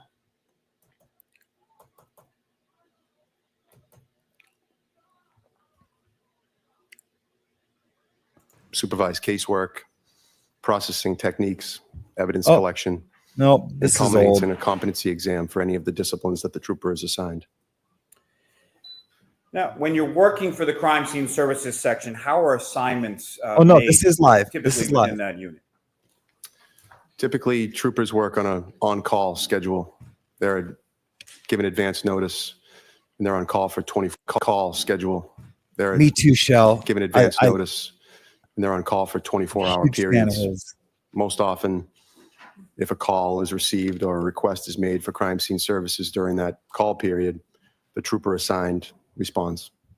And sort of geographically, as far as the on-call trooper is concerned, how is that sort of divvied up? So I was assigned to the Maynard Laboratory. The crime scene services section is organized by crime labs.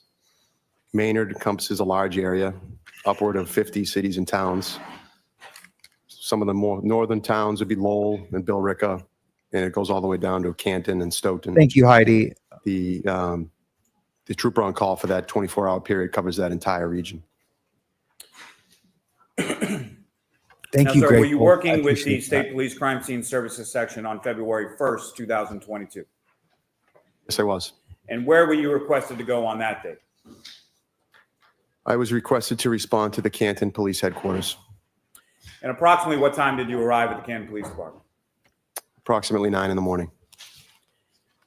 And who did you meet upon your arrival there? I was met by the requesting officer, Michael Proctor. And what was the purpose, or what was described to you initially as the purpose of you responding to that location? The request was made for me to assist in documenting a search warrant that was being executed on a vehicle housed at the police department. And who do you recall being present during your time at the Canton Police Department and during that search warrant execution? Trooper Proctor was present. There was a forensic scientist from the crime lab, Maureen Hartnett. There were various members of the Canton Police Department. There were members of the State Police Crash Reconstruction Section, Trooper Joe Paul, to name one. There were members of the Norfolk SPDU as well. And if you know, in addition to Michael Proctor, how many other members of the Norfolk SPDU were present during the search warrant? I'm aware of at least 3. And what was it that you were asked to document at that location? Namely, it was Karen Reed's vehicle. And where was that vehicle located within the Canton Police Department? It was in the garage bay. Now, can you describe for the jury the process of your documentation or memorialization of that vehicle that morning? Yes. Typically, upon arrival, I would consult with the requesting officer to determine the scope of the search warrant. In that case, it was Michael Proctor. He described that the vehicle was being searched for a variety of things, to include biological evidence, communication devices, alcohol containers, receipts, infotainment center data, etc. He asked me to document the vehicle with digital photographs. I then consulted with the forensic scientist who was present as well to determine the order in which the vehicle would be documented and processed. I began by documenting the vehicle's exterior with photographs prior to any manipulation or movement, and then proceeded to document the interior and its contents. Now, any items that were seized during the execution of that search warrant, how were they photographed prior to being seized? They're photographed in place prior to being moved. Now, what kind of instruments or tools do you use typically while photographing items for crime scene services? The main piece of equipment we would use is a digital camera. We wear protective equipment, namely gloves and a mask typically, often a scale so that the images can be calibrated to true size upon examination later. Sometimes placards or ruler tape replaced on items of interest or items that will be collected. Now, on this occasion, you mentioned Maureen Hartnett from the crime lab was present there as well. That's correct, sir. And what did you observe her doing as far as any sort of documentation with relation to certain things or items or areas of the vehicle? My recollection is that she was chiefly concerned with the exterior of the vehicle, namely the rear right corner, and she was looking for DNA and trace evidence, I believe. And as far as, was there any delineation that you saw her place on the vehicle with respect to certain areas of the vehicle? Yes, she marked various locations on the vehicle with ruler tape. And is that something that you would photograph both prior to and afterwards when she would place those stickers or labels on the vehicle? The area would be documented during my overall photographs prior to her placing any placards or ruler tape. And then once those placards are placed, they would be photographed again. Now, in addition to the photographs, what else did you do with respect to the vehicle? I was also asked to process the front right passenger compartment of the vehicle for friction ridge impressions. Now, what is a friction ridge impression? A friction ridge impression is it's a replica or an impression of the friction ridge skin on the hands or the feet. Friction ridge skin is an evolutionary adaptation on human beings that allow for better grasp of objects. What makes it unique and significant to policing is that that friction ridge skin has unique patterns. They're formed through ridges and furrows or hills and valleys, and they're unique to every individual. In the hundreds of years that fingerprints have been studied, no 2 individuals have ever been determined to have the same fingerprints. Analysts are trained to examine these patterns, more importantly, the individual ridge events, and conduct examinations that can lead to identifications or exclusions. Now, just briefly, can you describe for the jury that process of how you do that? I would document the vehicle with photographs first, and then determine what medium would be used to process the vehicle. In this case, white fingerprint powder was selected. The particular area processed was relatively small. It was the front passenger compartment, interior and exterior. I focused on surfaces that are more conducive to sweater is friction on ridge the way impressions. if you haven't already gotten it. Certain surfaces are far more conducive than others. Typically, non-porous surfaces like glass, polished metal, dash surfaces are better for impressions, more likely I to have a yield tracking impressions number for you if you want. than porous I'll email surfaces, it to which you. is items like paper or unfinished wood. The area was processed with white fingerprint powder, examined, and no impressions of value were determined to be present. Now, just briefly, Trooper Clark, when you say no impressions of value were determined, can you explain to the jury a little more, expound upon what that means? Analysts are trained to determine during the analysis phase if an impression is of value for comparison. What that means is whether or not the impression, if any, has enough quantitative and qualitative detail where it could be compared to a known impression or an exemplar and make a finding. In this case, there were no usable impressions. Now, upon that initial documenting of the vehicle, were you asked to go anywhere else? Yes, I was also requested to respond to 34 Fairview Road in Canton and take overall photographs of a scene. And when you say overall photographs, can you describe to the jury what your understanding of that term is? Hey, Overall Gavin. photographs are essentially just like they sound. They're typically taken from a distance. They're not examination level photographs. They're general area photographs. This particular case, it was an outdoor scene. I was directed where to focus my attention, and I took a series of photographs of that area. Now, did anyone go with you there? Not that I recall. And when you say your area, your attention was directed to certain areas, where was your attention focused? The requesting officer explained that upon my arrival, I would see an area in the front lawn or close to the street at that address where a significant amount of snow had been partially cleared away near a flagpole. He asked that I take overall photographs of that area, given the lighting was preferable, and to focus on the front of the residence, that cleared area, and the street around it. And Trooper Clark, what do you recall in reference to the snow accumulation on the area of the lawn near the flagpole at 34 Fairview Road on that date of February 1st? My recollection is that there was a significant amount of snow present. Snow banks were apparent from what I presume to be plowing. There was an area that did appear to be cleared and heavily trodden by footwear and tires. Still, even in that area, there was a significant amount of snow with certain spots of grass showing. Now, while you were there, sir, did you or anyone else do any sort of excavation of that front lawn area? No. Now, following that, where did you go? I returned to the Canton Police Department. And why did you return to the Canton Police Department at that point? I had finished my assignment with 34 Fairview, and I was asked to return. I believe the forensic scientist was continuing to process the vehicle. At that time, I would re-encounter her and determine if there was any additional photographs required. Now, in addition to the photographs that you took initially at the Canton Police Department, what else did you memorialize with reference to the vehicle that day? They took general photographs of the vehicle, the contents. At one point, a bag was presented to me with evidence by one of the Canton officers.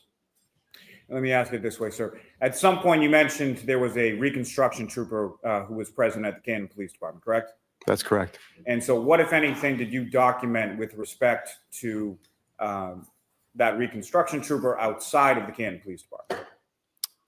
Trooper Joe Paul asked while I was there to document a series of brake and acceleration tests with digital video that he was performing with the same vehicle. I was also asked to take photographs and video of the vehicle's backup warning system, which was activated as they performed some tests.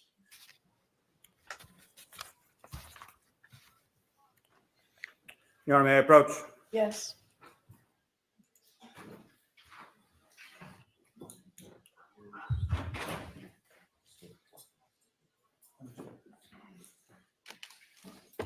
Sergeant Clark, showing you a disc. Do you recognize that? Yes, And what do you recognize that to be? this is the crime scene photos. And what's contained on that disc, is that a fair and accurate portrayal of what you observed both inside and outside the Canton Police Department with respect to Ms. Reed's vehicle, as well as the scene at 34 Fairview on February 1st? I presume it is. Your Honor, Commonwealth seek to introduce in the minutes of next exhibit. I'm assuming that that's all that's on the disc, and if that's the case, then we have no objection. You've seen it. I haven't seen that particular disc, we have received the photos in discovery. I'm not concerned about that. All right, that'll come in. Thank you, Your Honor. Exhibit 133.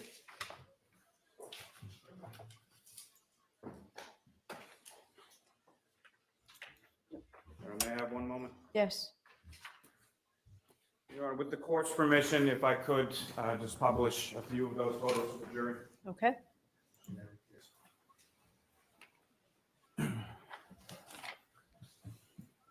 Hey, Sharona. I'm sorry, Your Honor. May I approach the witness just Yes. briefly?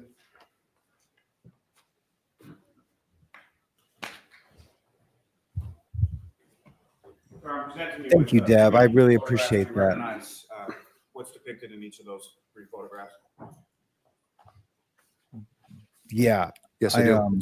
And what do you recognize I do. depicted in each of those 3 photographs in general? I would describe these as mid-range and a close-up photograph of the vehicle's dash area. And Your Honor, separately, may I almost seek to introduce and admit as the next 3 exhibits? All right, but I'd like to do it as one exhibit. ABC? Please, yes.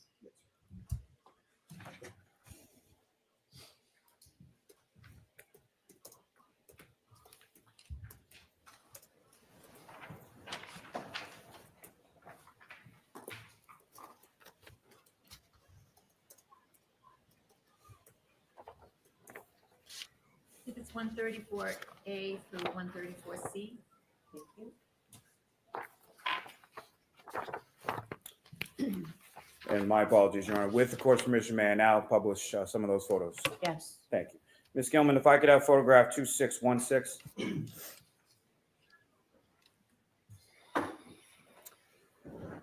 And Ms. Gilman, if I could ask you to zoom in on the steering wheel just above the L for the Lexus sign.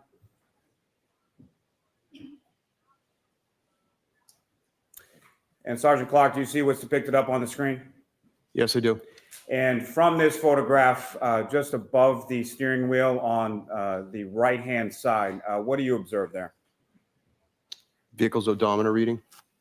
And is that what the odometer read as far as when you took this photograph outside of the Canton Police Station on February 1st? Yes, it is. And Ms. Gilman, if I could have 2617. And again, Ms. Gilman, if you could just zoom in a little on the center of that photograph. And again, Sergeant, if you could describe for the jury what we're looking at in this photograph. This is a mid-range photograph of the vehicle's display screen, the center console, with the what I would describe as the backup warning system activated as the vehicle approaches a pedestrian. And lastly, Ms. Gilman, the next photograph, which is 2618. And again, Sergeant, what are we looking at in this photograph? More or less the same as the last photograph, sir. Closer up image than the prior photograph, is that correct? That's correct. Thank you. Ms. Gilman, you can take that down.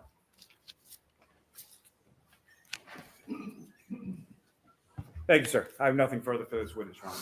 All right. Ms. Giannetti? Thank you, Your Honor.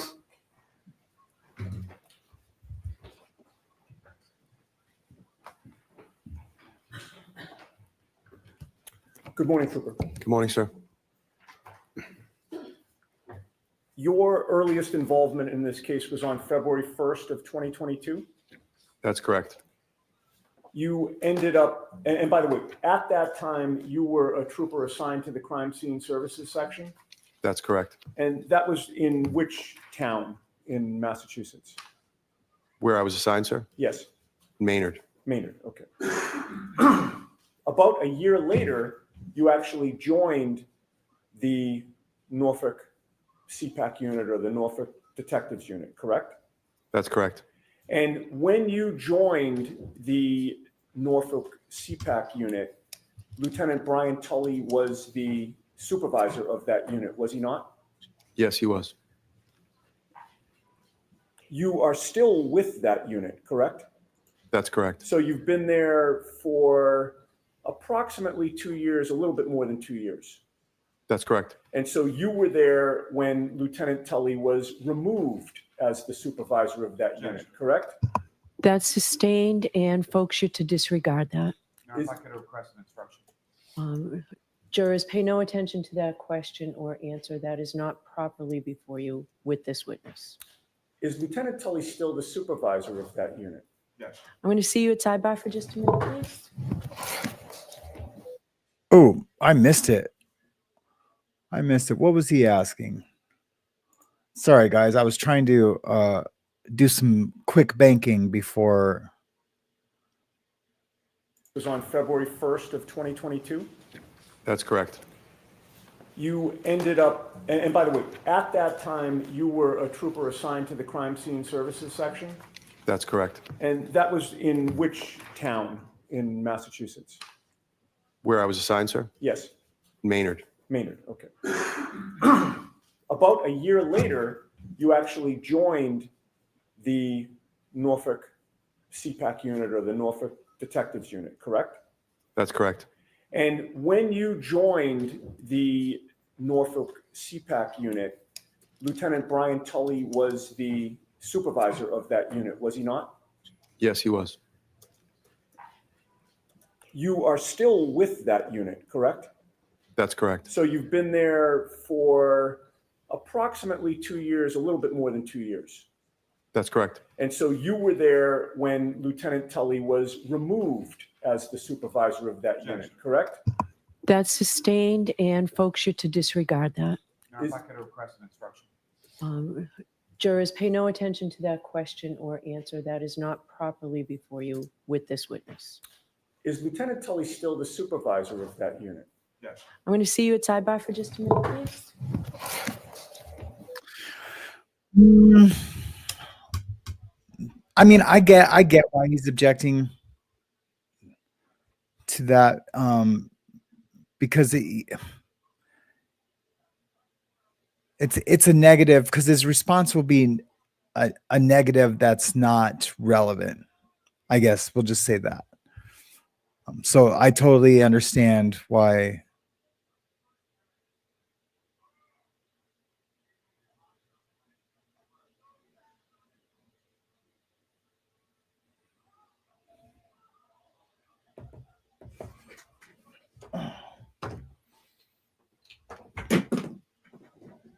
We'll see what the judge says. I'm sure she's going to give the jury some kind of little, because, the defense will they'll get their narrative out there just by the questions they'll ask, even though that'll get objected to, because the jury hears it, right? I mean, that's, I know I'm being Captain Obvious right now. You can do it a few times. You can't do it every time, with every witness, and stay on these and keep doing objectionable, sustainable, asking, objectionable, sustainable questions.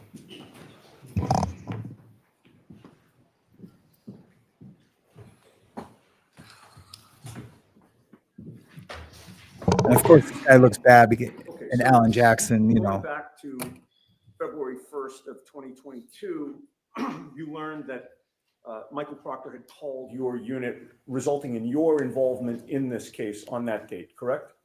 That's right. And Michael Proctor had requested that you go to the Canton Police Station? That's correct. At the time, were you aware that the Canton Police Station, or the Canton Police Department, I should say, had a conflict of interest with this investigation? Yes. Rephrase it. Well, were you aware when you were called out on this case that John O'Keefe had been found mortally wounded on Brian Albert's lawn? I was advised of that fact upon my arrival. Okay. And you were you advised of the fact that Brian Albert's brother was a Canton police detective? I did not know that. All right. Still, it was the Canton Police Station and not a state police barracks where Michael Proctor instructed you to go, correct? That's right. Was he there before you, or did you arrive there before him?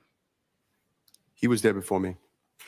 When you got there, where did you see Michael Proctor within the Canton Police Department? Inside the garage bay. And is that also called a sally port? Yes. And when you got there, was Michael Proctor the one to direct you to the Lexus SUV? Yes. And when you got there on February 1st, that was the first time that you laid eyes on that vehicle, correct? Yes, it is.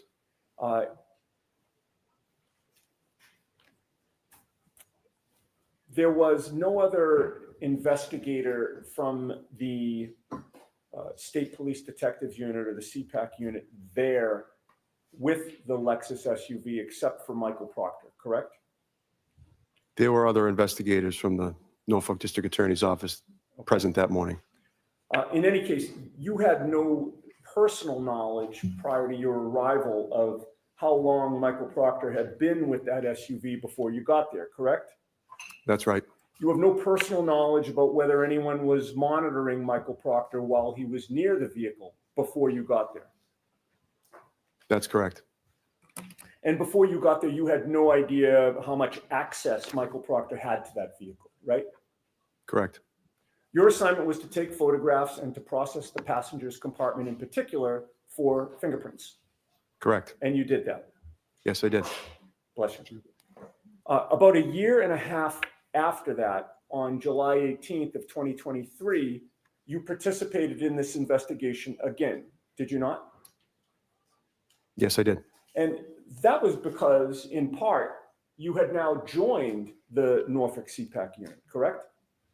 Correct. And you participated in an interview of Colin Albert at the Norfolk DA's office, right?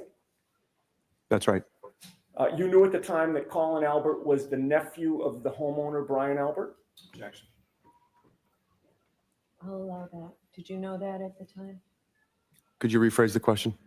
Sure. At the time that you were called in for this interview and told that you would be participating in an interview of Colin Albert, you knew that he was Brian Albert's nephew, correct? I was advised that prior to the interview, yes. You conducted that interview along with Michael Proctor, correct? Correct. At the time, Michael Proctor was a state trooper in that unit, correct? Yes, he was. And you knew he was also the lead investigator on the case, correct? He was the case officer, yes.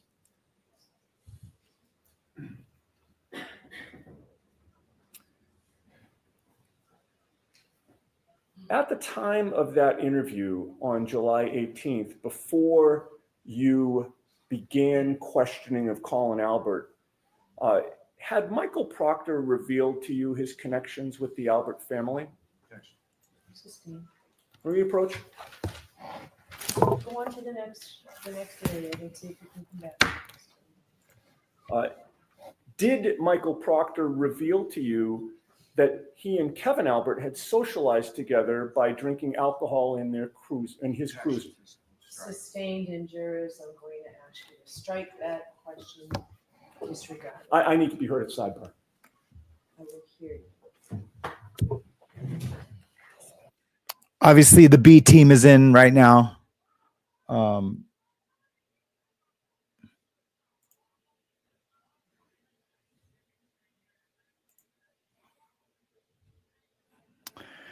Yeah, well, I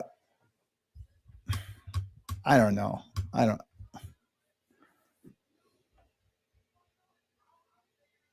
Yes, Karen Reed always goes to the sidebar. She is a big part of her own defense. And I seen an interview with Alan Jackson, and Jackson said that she is as good, if not better, than most lawyers that he's worked with. Just her analytical mind. And if you notice, almost always she is whispering in his ears and he's jotting down notes. And, you know, it's been a little bit more than just a client, you know, telling her part. She recognizes things and, yeah, she's a huge participant. Normally a defendant would not go up with the lawyers. It's been my, that's been my experience.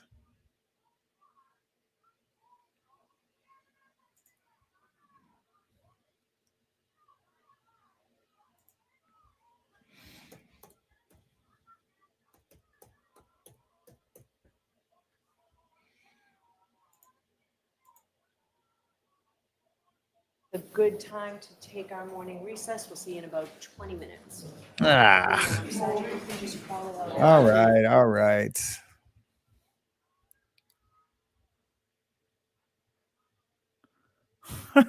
That's funny. Ben. Yeah, it was pretty low. And you know what's funny is that every time I say Alan Jackson, every time I say Alan Jackson, I always picture Alan Jackson. And well, I always think I'm not using his correct name. Do you know what I mean?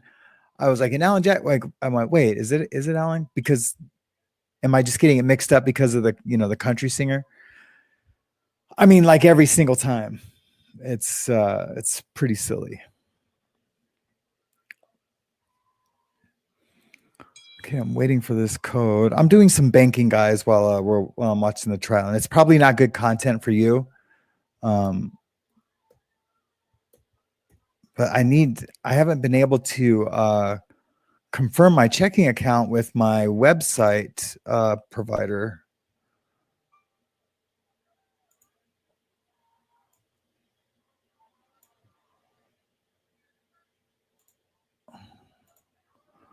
And now it's giving me some backup codes. Nope, you didn't miss much. James Collins Cares, and welcome to the Morning Mayhem Show. No, you didn't miss much at all. You didn't.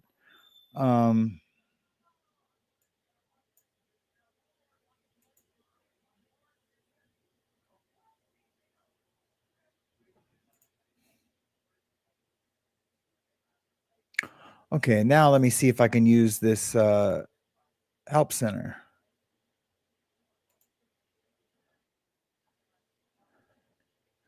Digital projects which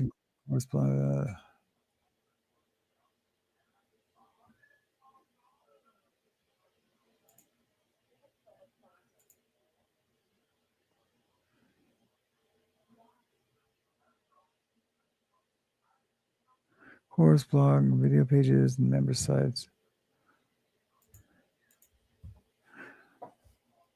Can't connect checking account to payouts.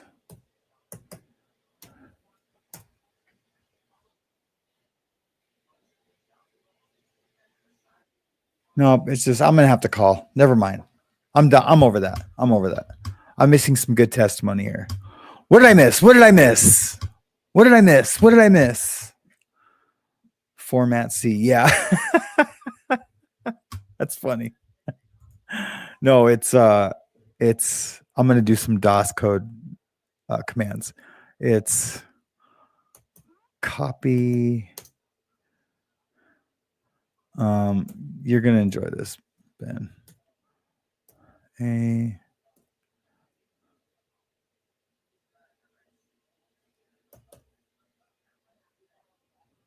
Hold on.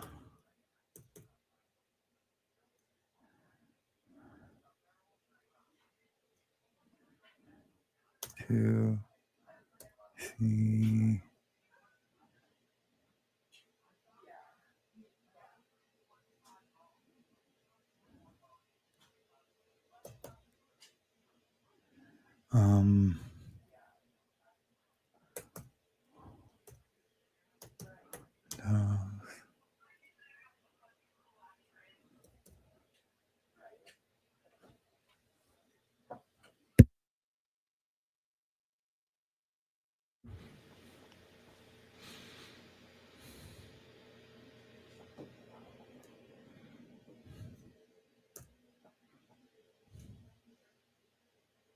I screwed that up, but I'm copying my floppy over to the Windows directory. Anyways, it was going to be funnier than I messed it up. It's been a long time since I've written DOS commands, but man, I remember when I first figured out DOS. Like I talk about this in my testimony when I first got into computers and then went to school to get my MCSE. That like I was just like none of this is making sense. And I was upgrading a computer and I couldn't get the the motherboard to recognize the hard drive. And this, I called this computer shop. We're talking like 1993. And it was an old 486 math coprocessor. And I called this computer shop and I said, hey, this hard drive, and it was like a 100 megabyte hard drive, like $500 for 100 megabytes. Anyway, I can't get it to recognize. He's like, oh, type in, it was, like C format, well, it was like CF disk format C, or it was something like that. Right. And I had to F disk it and then format C. And then, but it clicked when I had to copy something. And then all I had to do was just learn what the operations were in DOS, right? And so then it was nuts, man. I felt like the smartest guy in the world. And then all of a sudden, all my friends were calling me, hey, my computer's not working. Hey, this is not working. Hey, this is not working. And I was like the go-to. And literally fast forward a year and a half later, I'm working for the city of Los Angeles as one of their administrators for the city of LA.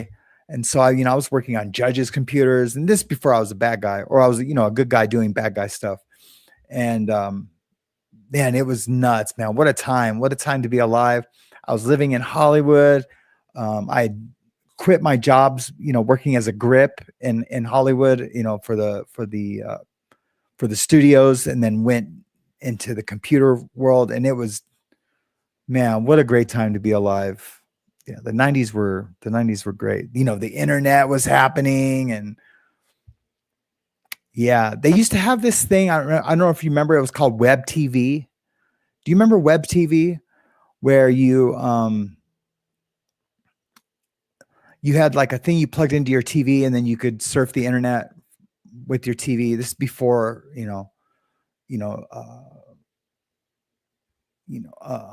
Amazon TV, or what is that? Fire Sticks and stuff, where now there's a browser on the Fire Stick. What's up, babe?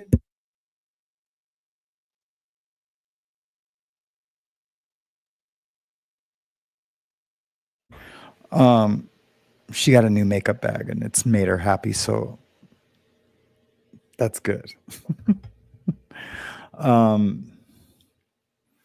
Yeah, they were a trip. They were so slow, man. Even for the time, those web TV things were slow, but you basically just had a keyboard, that was there was no Bluetooth. The keyboard was like RFID, or whatever it's called. Yeah, not RFID, but infrared, keyboard. And dude, it was nuts. It was so slow. Everything was so slow. But the 90s were fun, right, Shell? It's probably you've forgotten. That is so cool. I was not familiar with Web TV, or I've forgotten. You've probably forgotten. Or I have a friend who had an internet radio station. That must have been insane then. I remember those internet radio stations. They were pretty cool. I actually lived in this apartment building in North Hollywood, and my neighbor was a DJ, was like had a radio show in the morning. And he was just this, he was huge, man. Like, I helped him. My landlord one time called me. He's like, hey, can you install air conditioner for your neighbor? His went out. I'll have it dropped off there. I just need you to pull out the old one and put the new one in. He can't do it. I'm like, oh yeah, cool. And that was the first time I met him. And I'm like, why can't this dude just pull this out and put it in? And he was basically bedridden. There's no way he's alive still today. And we were the same age, but unless he like lost, 500 pounds, there's no way he's still alive today. But he was the coolest guy. He had a ISDN cable into his apartment, and yeah, man, he was so cool. But he had a huge radio show. Just out of his little apartment in North Hollywood, and that's how he never left. There was a company in Hollywood called Blue Dot, and what Blue Dot would do, or Pink Dot, it was called Pink Dot, and they had these little Volkswagens that had little propellers on the top. You know those hats, the hats that they have, but that had propellers on it, like in Little Rascals. The bug was painted like one of those hats, and it had a little propeller, plastic propeller on top, that would spin when it would drive.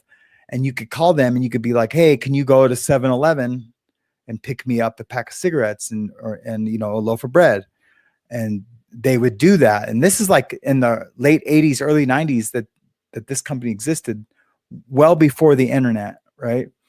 And you would call Pink Dot. I remember I had them deliver a bottle of Dom Perignon to impress this girl one time.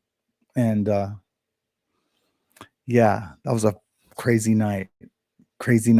I was actually, I'll tell this story real quick. I was at this girl's house. She had some friends come over, and there was this Hawaiian chick that was a bass player in a punk band. And her and I hit it off, and I ended up leaving with her. But I was there, like I would sleep over this girl's house all the time. We were dating, like I guess I wouldn't say exclusively because I left with another girl, but she was not happy about that. She was not happy about that at all. But we just clicked, and we just clicked, and like we were like, whoa, you are cool, man. You were super cool.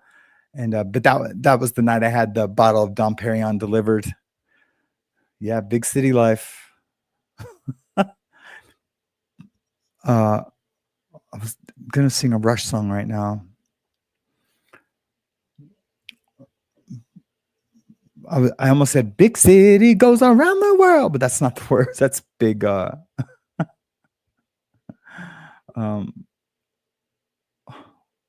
song am I thinking of? Oh, there's subdivisions. I know that there's subdivisions. Big Money. Thank you. Big money goes around the world. Yeah. But I was thinking city. They don't have a song about a city. They just have subdivisions. Doom, doom, doom, doom, doom, doom, doom, doom, doom, doom, doom, doom, doom.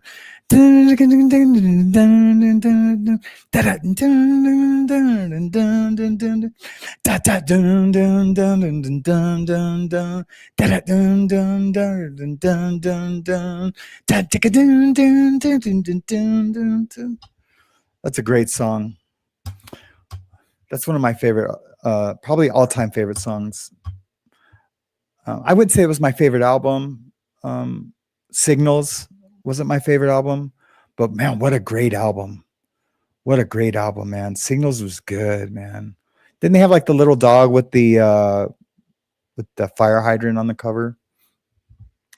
I know, guys, this is just a conversation between me and Ben right now. I'm sorry. I went from 30 to 18.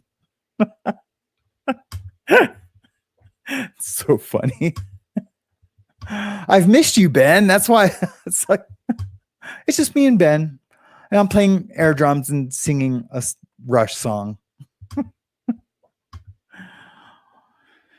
Yeah, we need to do a show, Ben. We need to do a show. We're going to talk a lot about Rush. Yeah, we're going to talk a lot about Rush, brother.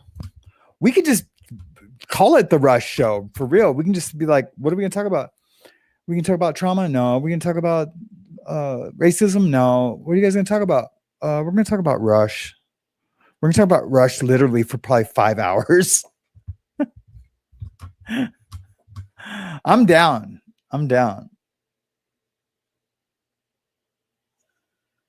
The suburbs have no charms. Well, that's amazing, Grateful. Jeez. Okay. I'll be good. Grateful says any escape might help to smooth the unattractive truth, but the suburbs have no charms to soothe the restless dreams of youth. Yeah, that's vicious.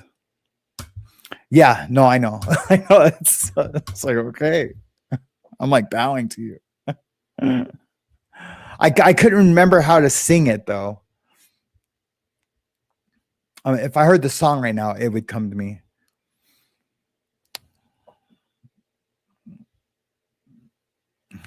I would have left it with the Hawaiian band too. I bet she was fun, and I'm not gay. She was so fun, and the girl who I was seeing, she just like was an administrator at the Kaiser Permanente hospital. So, you know, you guys can't see me, but I'm here. Why don't I do this? I'm sure you know what I'm doing. So I'm just like, Hawaiian punk rock band, administrator at hospital. And it was funny. I was talking to my buddy Razzle. That was his name, Razzle. He was a drummer in this band called Cherry Street. And I was talking to him there, and I was like, is there any way for me to do the transfer where nobody gets hurt or upset or mad? And we like brainstormed it. You know, it's like doing the handoff, have you ever been in that situation where you're dating a girl and you like her as a friend, but not like that, but you have a friend like that likes her and you're trying to do the handoff? You know, it's kind of like the handoff, but I was trying to do, I was calling it the transfer. I need to transfer. And the two girls were friends, right? So it was like, how do I do the transfer? These girls remain friends and I'm still a good guy. Right. Yeah. It didn't work out quite like that. And I knew, because eventually, of course, everybody resented me, even the punk rock girl. She's like, after we had our little fling, but then it was like, this isn't going to work. She was my friend and, I miss her and, I need to apologize. I was just like, oh God, I knew this wasn't going to work. And what I should have did was not gone with the punk rock girl and just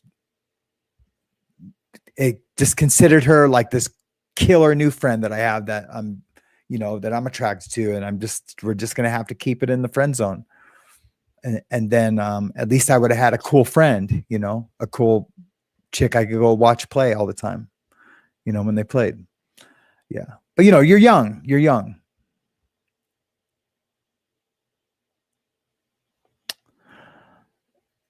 I don't think I've seen that interview, Ben.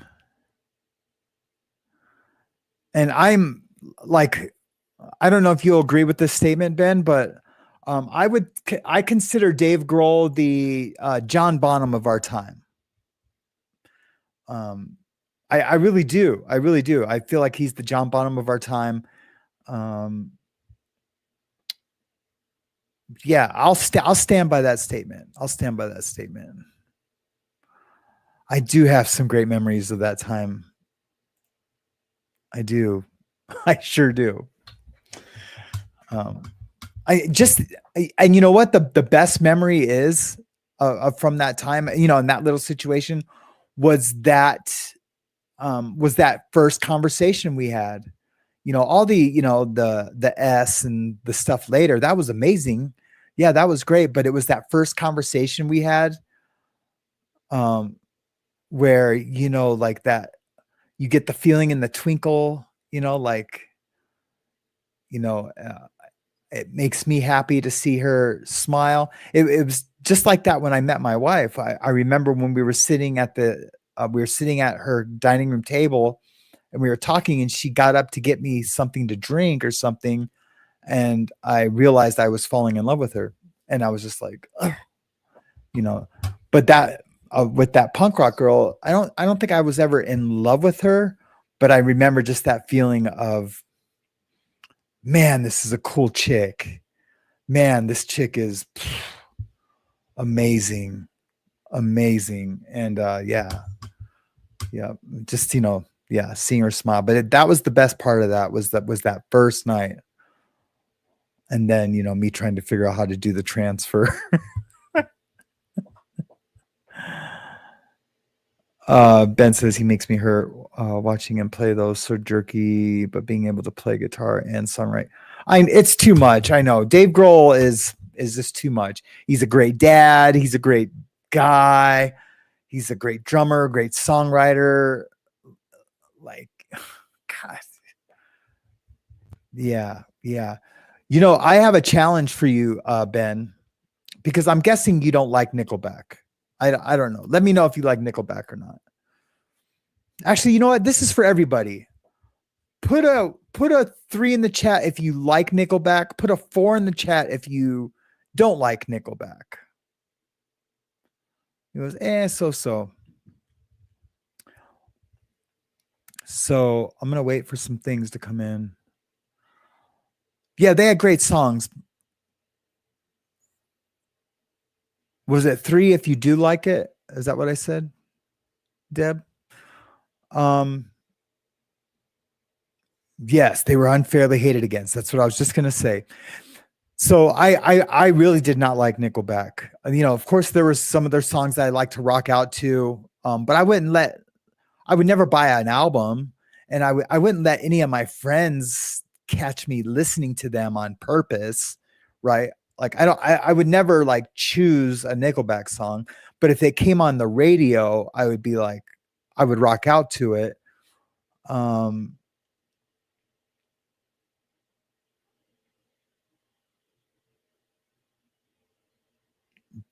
Are you serious, James Collins?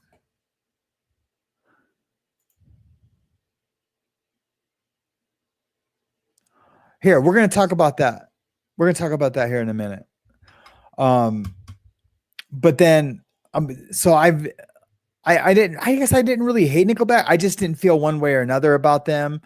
I definitely didn't respect them as a band or as, you know, I just thought they were, you know, they figured out a formula, you know, and there was always that rumor that they were like this corporate put together band by the label corporation put them together and, you know, has like all these people write these amazing songs about them. Yeah, I know James Collins just, first of all, I'm surprised he feels so crazy about it. Cause James is always just like, you know, peace, love, happiness. So I am going to talk about that in a second after I get done with this,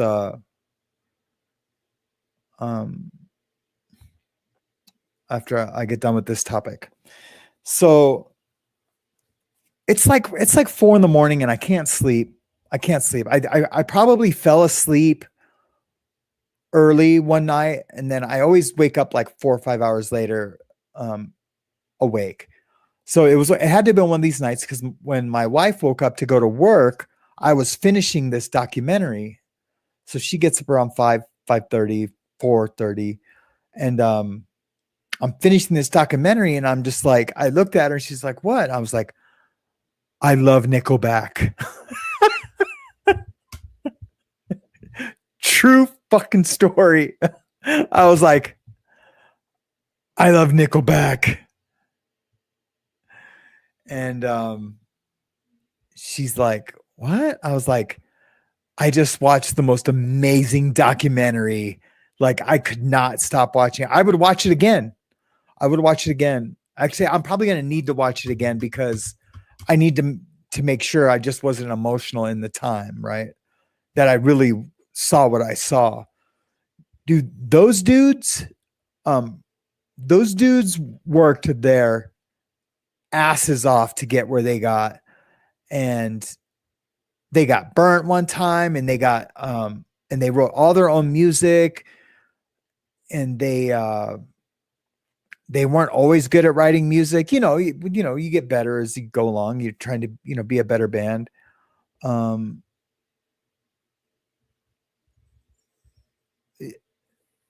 No, I know they didn't, but what I just think I believed a narrative about them that they were just put together and they just kind of got a green light to do, you know, to be famous and rich and have these cool songs.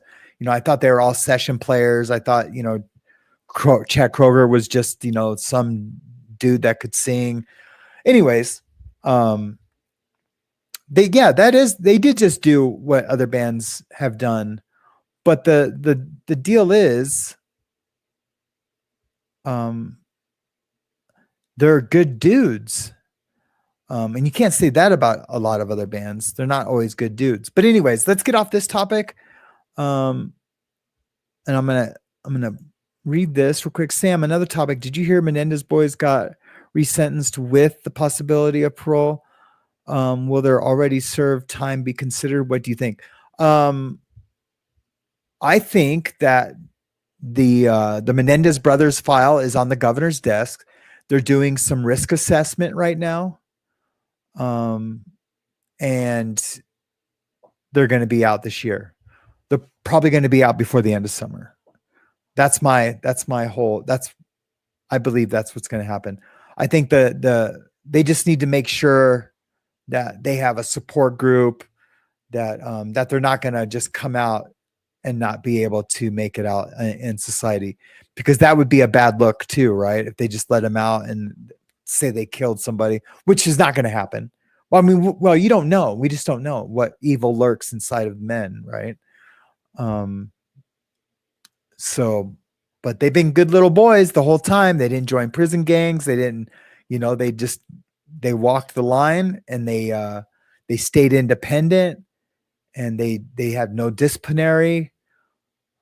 They got, moved down to the lowest security available to them for the crime they committed. And yeah. So that is what's happening. The governor is doing his risk assessment, and they'll be out really soon. Really soon. Okay, back to James Collins. So Dave and Courtney were like, oh, if Kurt disappears, we both win. What? You think they were in cahoots?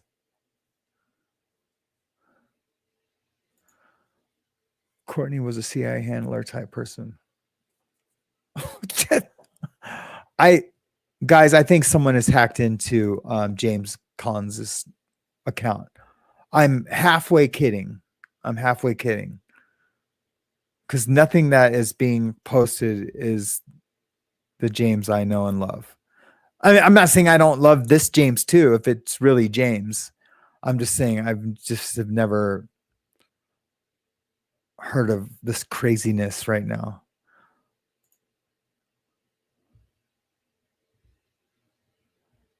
Yeah, Puddle of Mud by comparison is horrid, yes. But I mean, that first Puddle of Mud album, is there a better album out there? I can't say that. Because there's a million better albums than that album. But is there because every single song on that album is a hit, and if it's not a hit, it should be a hit, and it's good. And I'm not a huge Puddle of Mud fan at all. Like of the men that are in the band. But that album rocks from start to finish.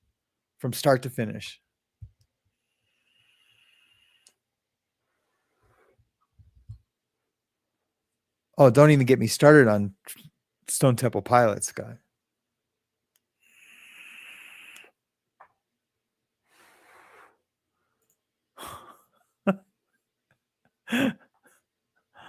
Okay, James. Well, yes, we are gonna I'm trying to do a show this afternoon about it, if you want, because I want to hear what you have to say. Because I am a little familiar with the situation regarding Courtney, and like the private investigators that have been looking into her, and I think still are. But yeah, we will do that.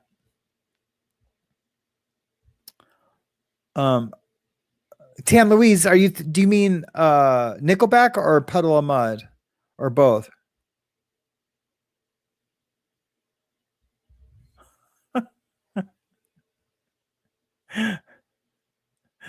Ben, rest assured, if I ever say I love disco, you know I've been hacked. Yeah, I made a disco song last night on Suno, just for you, Ben. But it's not. I'm adjusting some of the lyrics to it. I really did. I'm going to show you.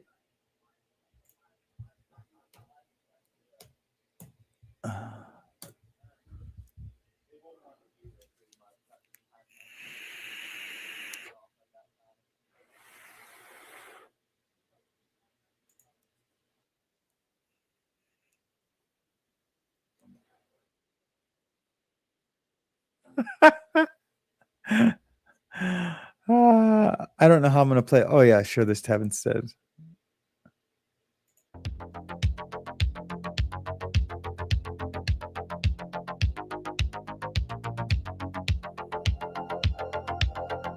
It's a dark disco song just for Ben. Lifeline. Lifeline.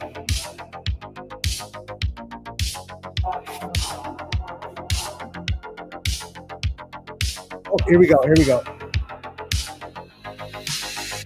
See council at sidebar.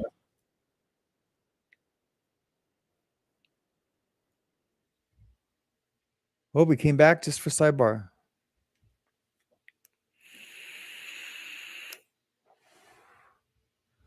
Yeah, it does sound like Skinny Puppy a little bit. Hey, Woofy. Hey, Tan Louise. It's good. I'm glad you guys are here this morning.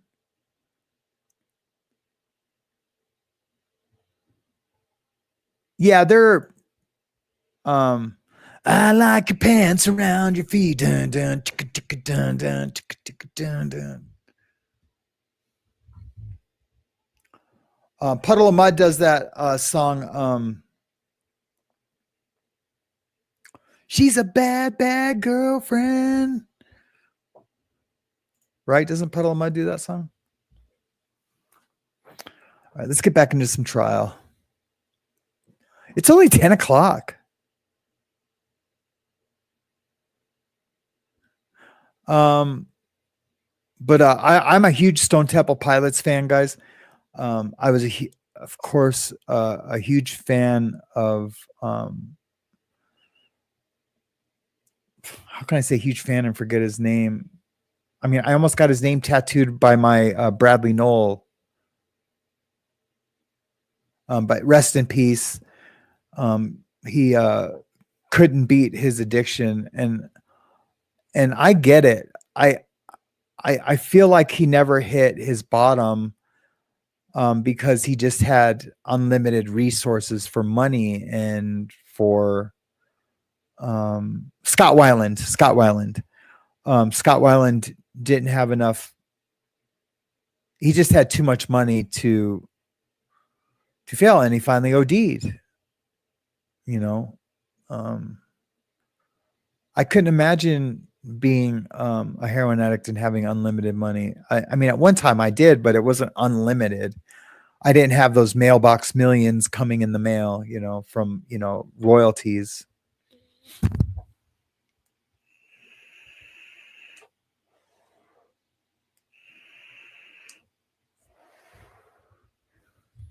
Did you know bands get a $1 for every time their song is played on the radio?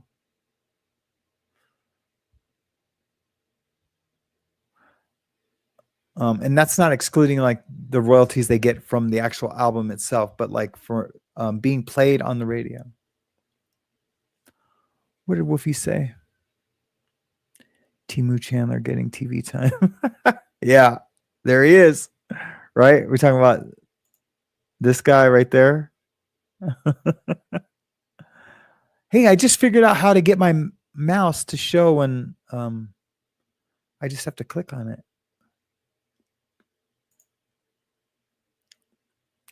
Oh, I forgot. I have Zoom Room.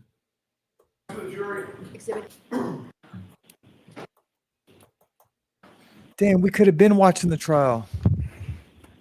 Damn it. Yes.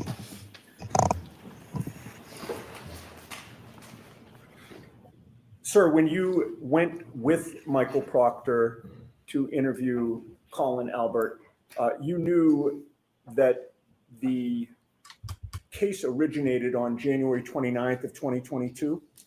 I was aware of that. And the date that you conducted that interview was July 18th of 2023? That's correct.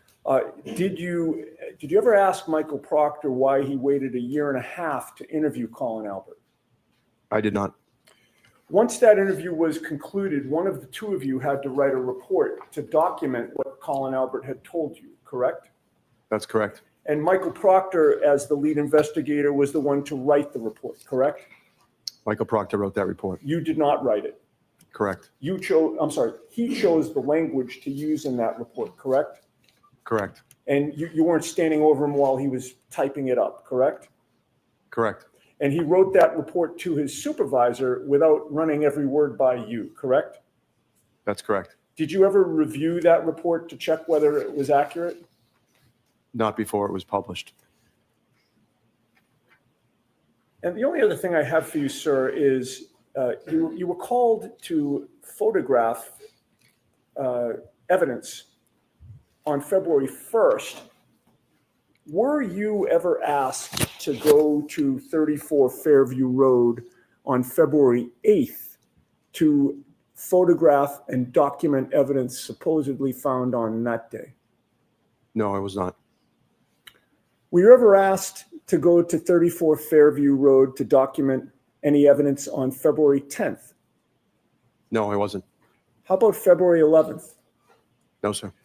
And then on February 18th, nearly 3 weeks after January 29th, did anybody contact you to ask you to come out and photograph and document evidence that was supposedly found 3 weeks later? Ask it differently, Ms. Yes. Giannetti. Were you called out to 34 Fairview Road on February 18th of 2022 to photograph and document anything? February 1st was the only date I was called to 34 Fairview, sir. So the answer to my question is no, correct? That's correct.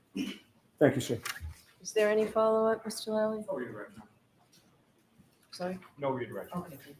All right. You're all set. Thank you, Your Honor. Thank you, folks. Next witness, please. Yes, Your Honor. The Commonwealth called Evan Brent to the stand. Okay.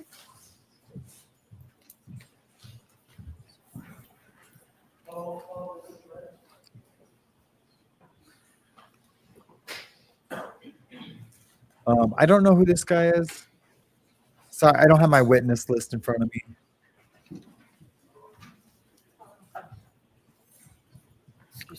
I'm a terrible, terrible legal commentator. Yeah, that guy really looked like a cop. So does this guy. Yes. Good morning. Good morning. All right, go right ahead, Mr. Lally. Thank you, Your Honor. Good morning, sir. Good morning. Could you please state your name and spell your last name? Can't wait for the defense My name to is put on Evan their case. Brent, B-R-E-N-T. And what do you do for work, sir? I work for the Massachusetts State Police And how long have you been a trooper with the Massachusetts State Police? for just under 8 years. And in what capacity do you currently work with the State Police? Currently, I am a sergeant and I'm assigned to the Leominster Barracks. Now, going back to when you initially joined the State Police, did you undergo any training? Yes, I did. And could you please describe for the jury, generally speaking, what that training consisted of? I went to the State Police Academy in New Braintree. I attended the 83rd Recruit Training Troop from August 2017 until January of 2018. And I learned about different topics that you would expect to learn about at an academy, such as criminal law and procedure and motor vehicle law, to name a few. Now, when you joined the State Police, where were you initially assigned? I was initially assigned to the Holden Barracks. And how long were you at that barracks? For about 3 or 4 months. And where did you go from there? I went to the Charlton Barracks. And how long were you in Charlton? For a little over a year. And then following Charlton, where did you go from there? I went to a unit called Crime Scene Services. Now, what specialized training did you receive in relation to that work with the Crime Scene Services Section unit? New members assigned to crime scene undergo a progressive training program that consists of completing a series of modules, each of which has assigned readings and a written test for each one. It moves on to assisting in the lab and then eventually assisting in the field. There's additional assigned readings, classroom instruction, and it concludes with a series of competency tests that must be passed before you are assigned your own casework. Now, when you're working for the Crime Scene Services section, how are assignments or how are you assigned to a particular case or investigation? As cases come in, if you're on call, you would own that case if it's your call day, if something comes into the lab or something you need to respond to. And how long do those on-call periods typically last for? Typically, when I was there in Maynard, it was 24 hours. So you would own a day starting at 7 in the morning, and it would go all the way until 7 the next morning. Now, how big of an area does that particular unit, the Crime Scene Services section, how big of an area does it cover? The Maynard lab covers somewhere between, I think, 50 and 55 different municipalities. Now, sir, were you working with the State Police Crime Scene Services section on February 3rd of 2022? Yes, I was. And where were you requested to go on that date? I was requested to respond to an address in Canton. And do you recall what that address was? It was 34 Fairview. And approximately what time did you arrive at that location on Fairview Road? It was about 9:45 in the morning. And who did you meet upon your arrival there? I met with several members of the State Police Detective Unit for Norfolk County. And do you recall specifically who those members of the State Police Detective Unit were? Yes, there was Lieutenant Tully, Sergeant Buchanan, Trooper Proctor, Trooper DeChico, and Trooper Moore. And when you arrived there, what were you asked to document on that occasion? There was a search effort digging through some snowbanks that they were looking for some items. They wanted me to document it with photography. Now, during that search effort, were items located and recovered? Yes. Now, can you describe for the jury the process of item recovery that you observed there on that day? So once an item was excavated, I would be alerted. I would come over, I would document the item in its place, and then one of the detectives would use a gloved hand, and that item would be bagged and documented on the bag. Was that the same with respect to each item that was photographed by you and then bagged by the State Police Detective Unit? Yes. Now, if I could just ask you, if you could expound a little, when you say excavated, what do you mean by that? What did you see being done that day? They were digging with shovels. And as far as the items that were recovered, do you recall where they were in relation to the snow pile and the ground itself?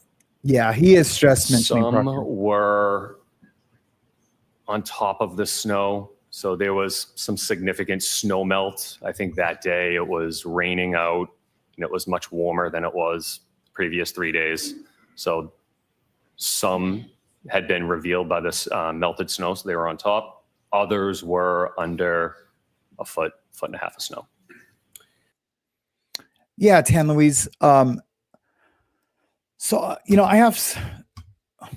course, we all know what the defense's theory is. The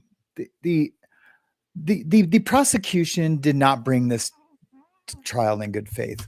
You have to, as a prosecutor, believe that you can win this case. There's no way. I've been watching content on all these ex-prosecutors, ex-detectives, and inspectors, investigators, and they're all saying the same thing. There's nothing about this case that in good faith could Brennan think that he could win this. So it never should have even been brought to trial. But as a special prosecutor, Brennan's making almost $750,000 trying this case. That is a lot of money. That's a pretty big reason to go ahead and try this case, because he's getting paid to do it. I don't think he cares if he wins or loses. He gave it the best college try, and he gets paid no matter what. So, yeah, it never should have been brought to trial. It's sad, really, but good for us. What kind of instruments or tools do you use in addition to your camera when you're photographing items? So items of interest would be documented with a scale, so that way it would show how big the item is. And why is it that you use a scale as far as photographs are concerned when it comes to certain items? Because some of the photos, you wouldn't be able to tell how big the item is or proportionally what it looks like. So it has the scales, just a little ruler that shows exactly how big the item is. Now, sir, upon your completion of documenting recovery of items at Fairview Road, were you asked to go anywhere else? Yes, I was. And where were you asked to go? I was asked to go to an address 1 Meadows Road. And who went with you there? Trooper Proctor. And once there, what were you asked to document or memorialize at that secondary location of 1 Meadows Ave? There was a vehicle in the driveway that he wanted me to document. And was that a Chevrolet Traverse? Is that correct? Yes. And were you asked to document anything else with respect to the home adjacent to that driveway? There was a camera up above the garage that he had pointed out, so I just documented that as well. Thank you. Your Honor, may I approach? Yes.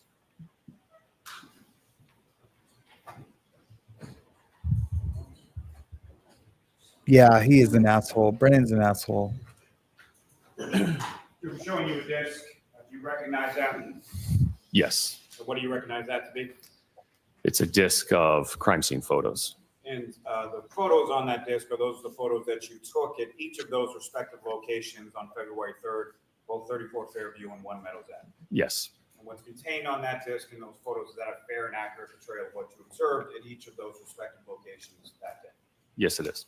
Your Honor, Commonwealth seek to introduce in a minute the next exhibit. And same caveat, as long as that's all that's on that disc, we have no objection. Okay. Coming in. Exhibit 135.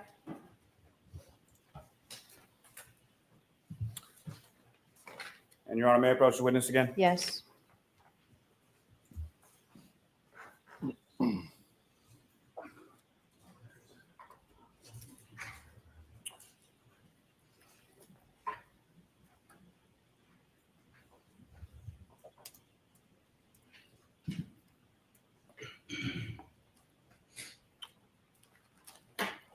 Sir, I'm handing you a series of 7 photographs. Do you recognize generally what's depicted in those 7 photographs?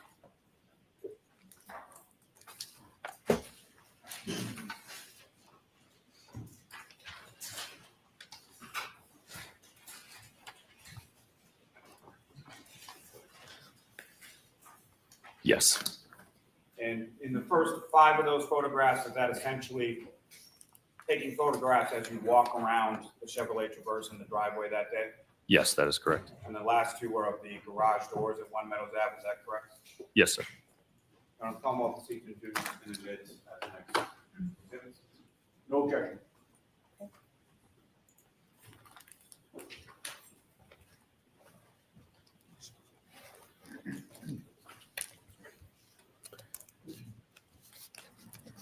Exhibit 136. And Your Honor, with the court's permission, may I publish those photographs in relatively short fashion with the jury? Sure. Ms. Gilman, if I could have photograph 7749.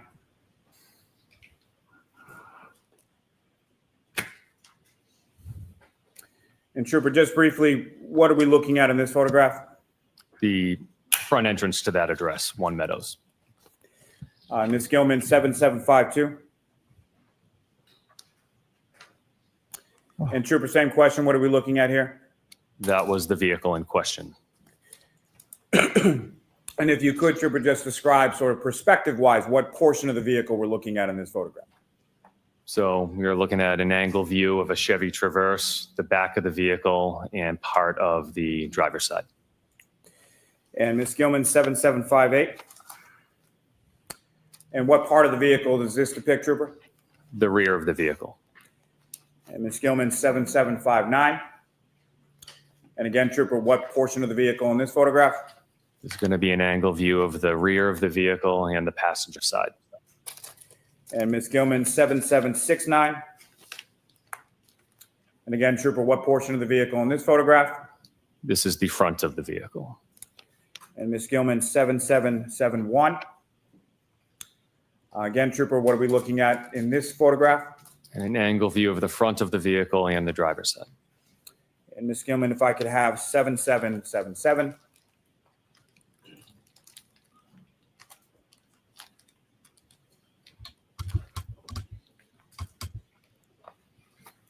Yay, I just paid my StreamYard. Thanks, And again, Kim. Trooper, what are we looking at in this photograph?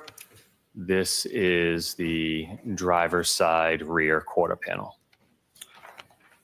And Ms. Gilman, 7791. Now, you also took photographs of the garage doors at 1 Meadows Ave, is that correct? Yes, sir. Okay, and how many garage doors did you observe there that day? 2 garage doors. And which of the 2 is this? This is going to be the right garage door. And Ms. Gilman, if I could have 7795. And which of the 2 garage doors is this, Trooper? This will be the left garage door. Thank you very much. Ms. Gilman, thank you very much. You can take those down.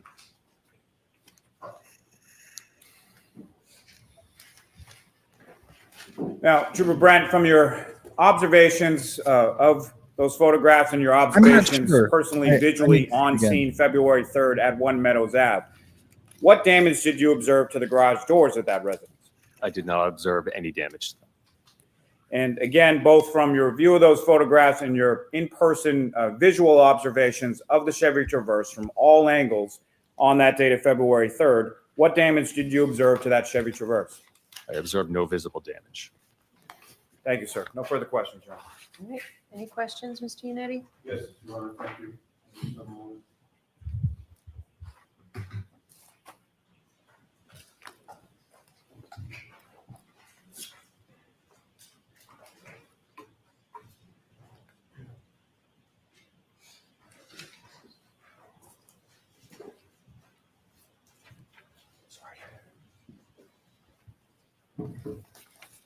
Good morning, Trooper. Morning, sir.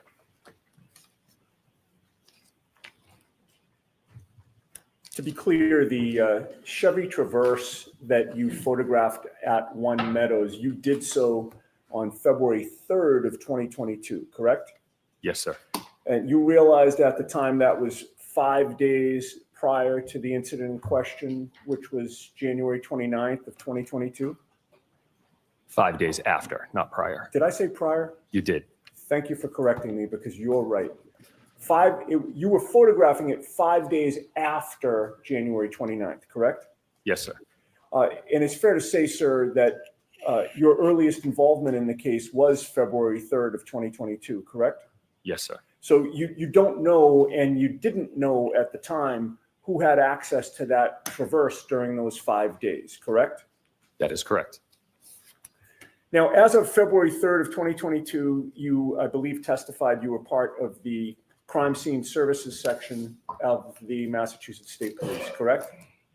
Yes, sir. You met former Trooper Michael Proctor on February 3rd at 34 Fairview Road in Canton? Yes, I did. At the time, did you know you were at the home of a Boston police officer named Brian Albert? I did not. When we pick up Hazley today, And February I want to take her to the 3rd park. was the first and only time that you responded to 34 Fairview Road, correct? That is correct. With regard to anything that you saw on the lawn or on the snow that day, you have no personal knowledge as to how any of those items got there, correct? I do not. And 5 days after January 29th, you had no personal knowledge at the time of who had access to that front lawn during those 5 days, correct? That is correct. You had no information that a guard had ever been posted near that lawn? Not that I'm aware of. And when you got there, there was no crime scene tape, correct? No, there was not. There was no tent? No. Other than the police officers standing there on February 3rd, the lawn was open to anyone who wanted to look at it, just like any other lawn in the street, right? I'm unaware of that. I don't know. Now, in terms of your actions that day in documenting the scene with photographs, you did not write a report on what you saw and what you photographed, correct? I took notes of what I saw and what I photographed. Michael Proctor was the one to write the report in which he reported that you were the photographer on scene, correct? I don't know what Michael Proctor did for a report, so I can't testify to that. Okay, but you didn't write a report. I wrote a report of what I did, showing up at the scene and taking photos and then submitting those photos to the Norfolk County Detectives Unit. You knew at the time that Michael Proctor was the lead investigator on the case, correct? Yes, I did.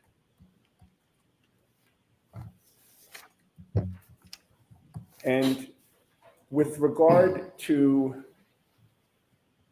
other dates in February, on February 8th of 2022, were you asked to go back to 34 Fairview Road to document and photograph anything found on that day? I do not believe so, no. What about February 10th? No. February 11th? Again, my only involvement was on February 3rd. So that means that on February 18th, nearly 3 weeks after January 29th, you were not asked to go back to 34 Fairview to document or photograph anything on the lawn that day, correct? Correct. I have nothing further, sir. Thank you. Any questions, Mr. Lally? Very briefly. Okay. Ooh, good. We're gonna get through these guys. Bring out Proctor. Just for clarity, Trooper Brent, you did write a report in relation to your response documentation on February 3rd, 2022, correct? That is correct. And you mentioned that you also took notes, is that correct? That is correct. And what did those notes entail? It detailed several items that were collected, my response times, and who else was there on scene. Now, when you were there on scene, as far as 34 Fairview on February 3rd, what did you observe as far as these? You mentioned that the weather had gotten warmer, some snow had melted. What did you observe specifically as far as the snow accumulation on that front lawn area in the area of the flagpole of 34 Fairview? Objection beyond the scope. Sustained. Sustained.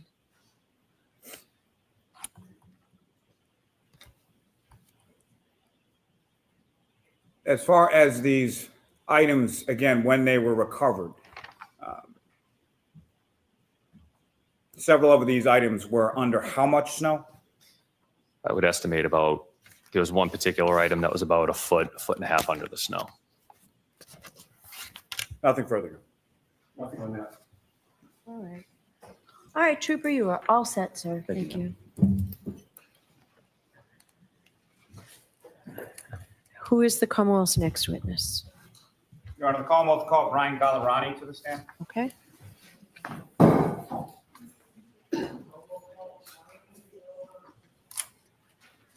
Your Honor, as this witness is approaching, can I just move into evidence clips 19 and 20 that were previously played for the jury? Yes. Thank you. Where's Proctor? 37. Murder. What murder?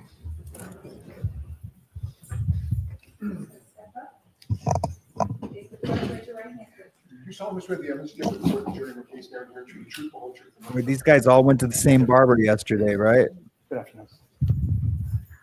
All right, Mr. Lally, whenever you're ready. Thank you, Your Honor. Good afternoon, sir. Good afternoon. Could you please introduce yourself to the jury and spell your last name for the court? Brian Gallerani, Gallerani. And what do you do for work, sir? I'm currently employed as a sergeant for the Needham Police Department. And how long in total have you been a member of the Needham Police Department? 19 years. And how long have you held the rank of sergeant? 2 years. It'll be 2 years in July. Now, prior to holding the rank of sergeant with the Needham Police Department, what did you do before that at the Needham Police? I was a detective for 8 years. Now, over the course of your work as a detective with the Needham Police Department, what training have you received in regard to collection of biological samples? I've been certified by the Mass State Police since 2015 in collecting DNA. Now, can you explain just briefly to the jury sort of what that process of certification entailed? Sort of how did you become certified? Excuse me. So specifically, I was certified in DNA buccal swab, which is the process of obtaining cells suitable for comparison, DNA comparison by swabbing a person's cheek cells and gums. And that certification that you received, is that up to date at this point? It is. Now, at some point on January 16th of 2024, did you have occasion to collect buccal swabs or samples in relation to this case? I did.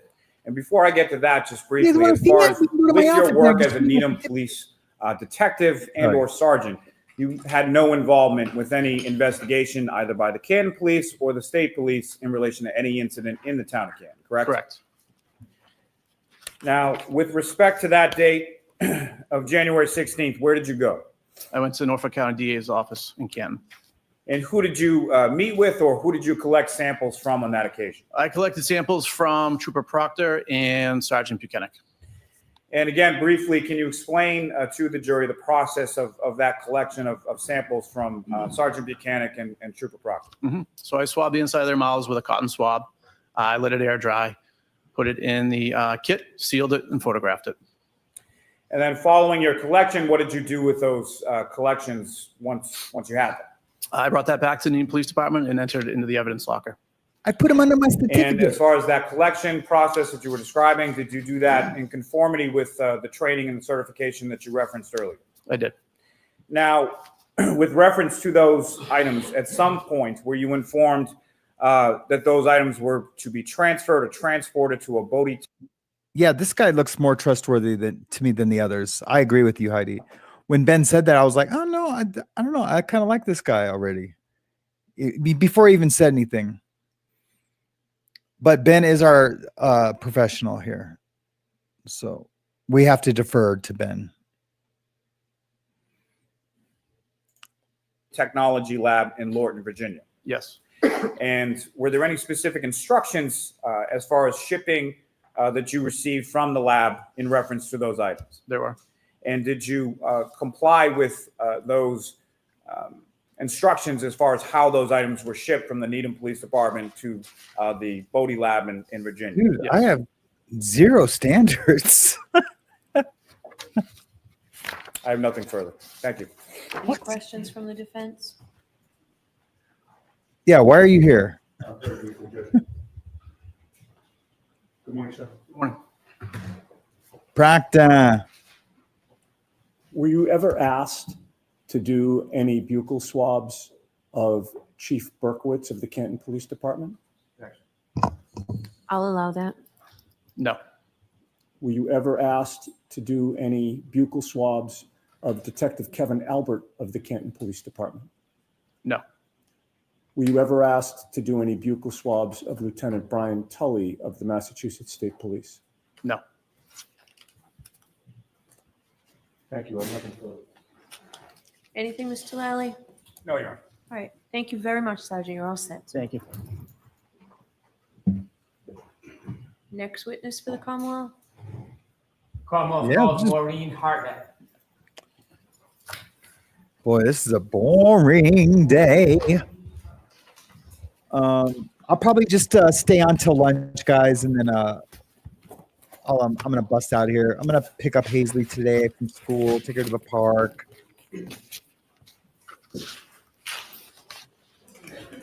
Follow me, ma'am. If anyone big comes on like in the middle of the day, I will be breaking in. So like if Proctor comes on, something crazy like that, we will be doing an instant show. You solemnly swear the evidence you give the court and jury in the case now hearing the truth, the whole truth, and nothing but the truth. So help you God. Yes, I do. Good afternoon. Good afternoon. Oh, there's a big box of donuts. You can sit or stand wherever you're comfortable. Just please keep your voice up, okay? Yes. Whenever you're ready, Mr. Brennan. Thank you, Your Honor. Good afternoon.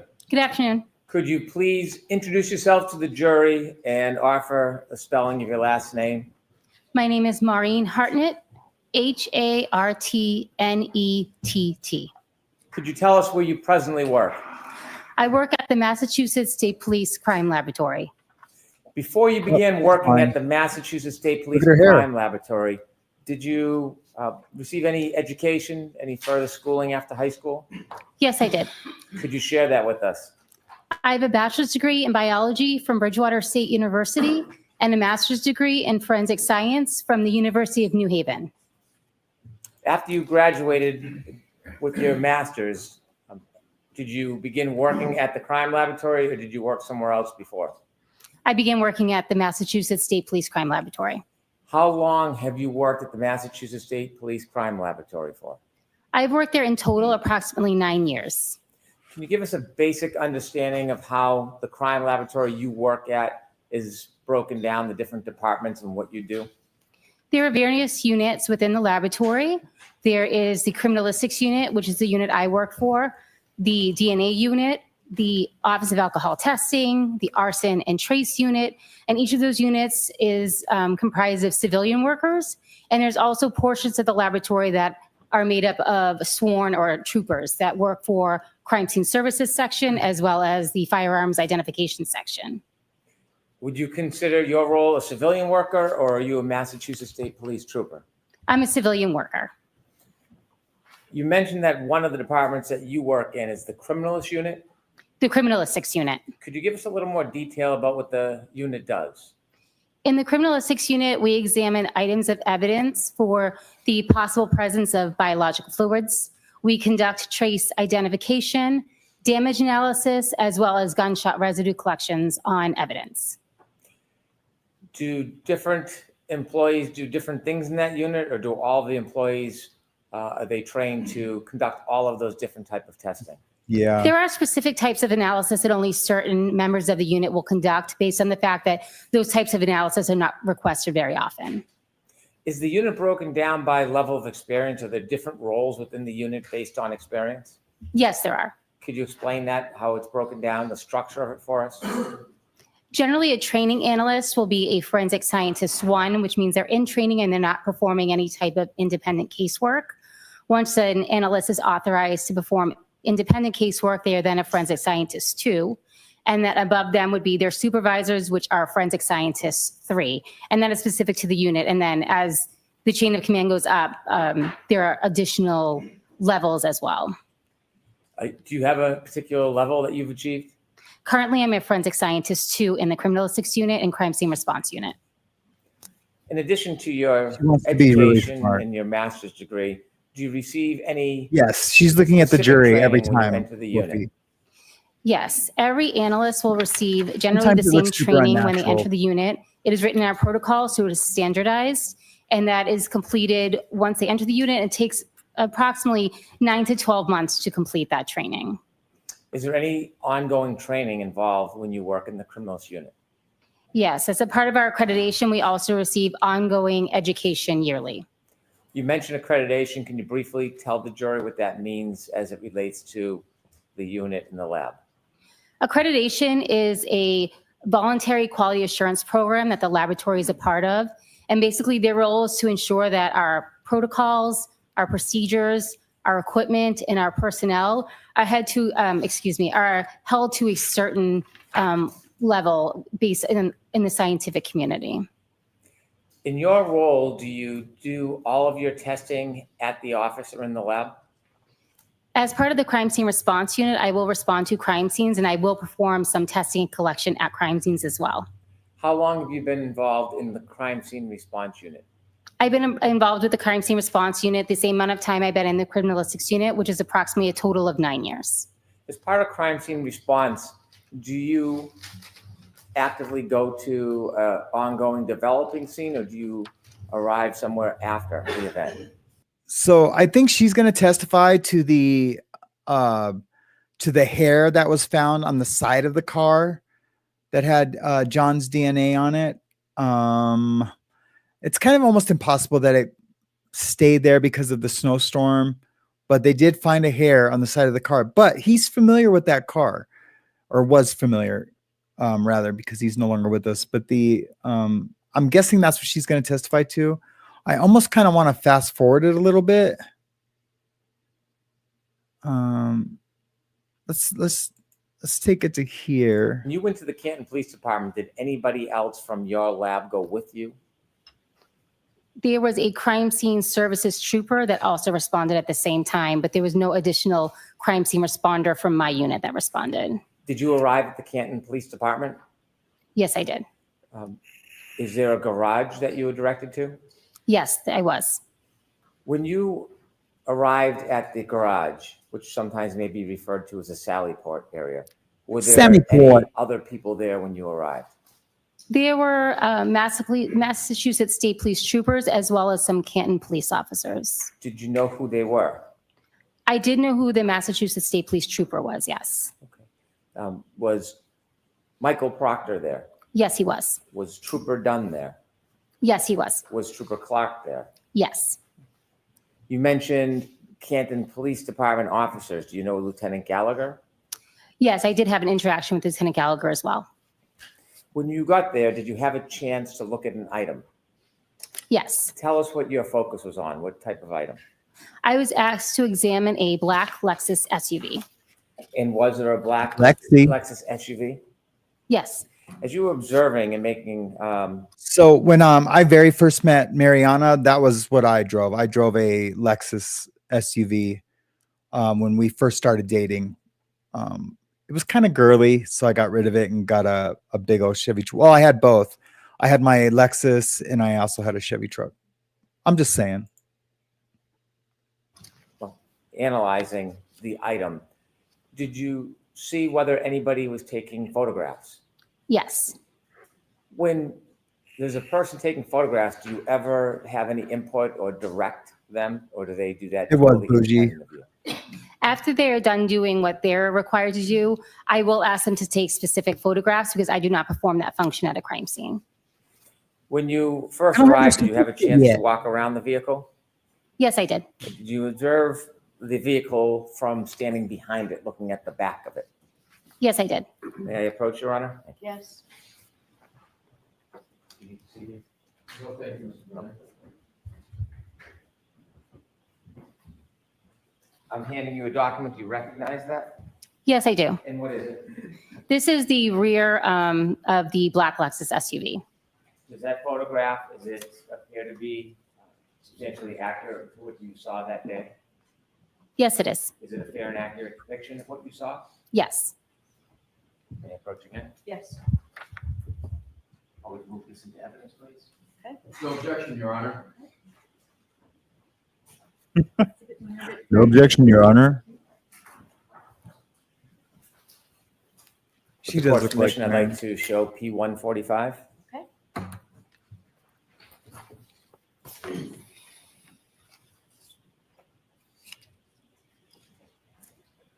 Ms. Hartnett, is that what you saw when you arrived?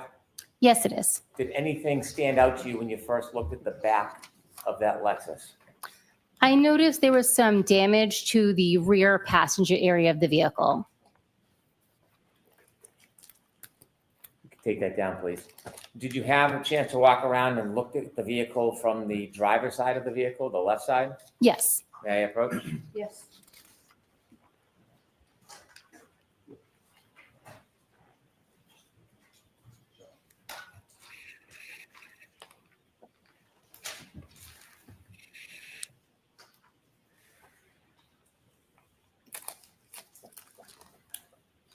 Come on, Eileen.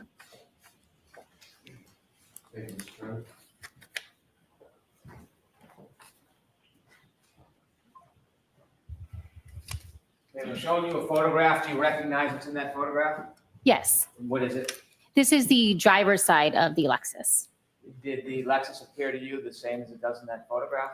Yes. Is that a fair and accurate depiction? Yes. All right, move this into evidence, please. No objection, Your Honor. Okay, thank you. No objection, Your Honor. Exhibit 139.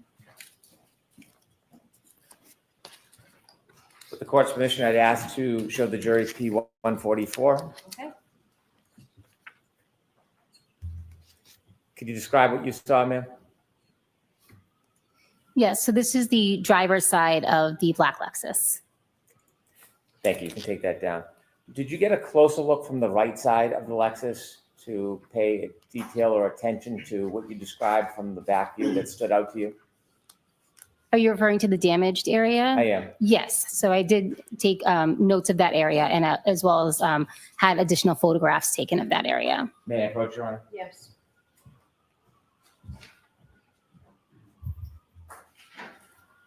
I'm showing you a photograph. Do you recognize it?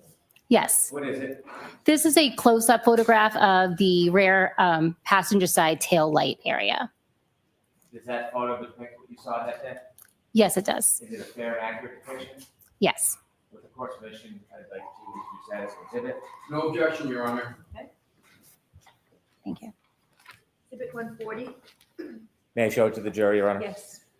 P161, please.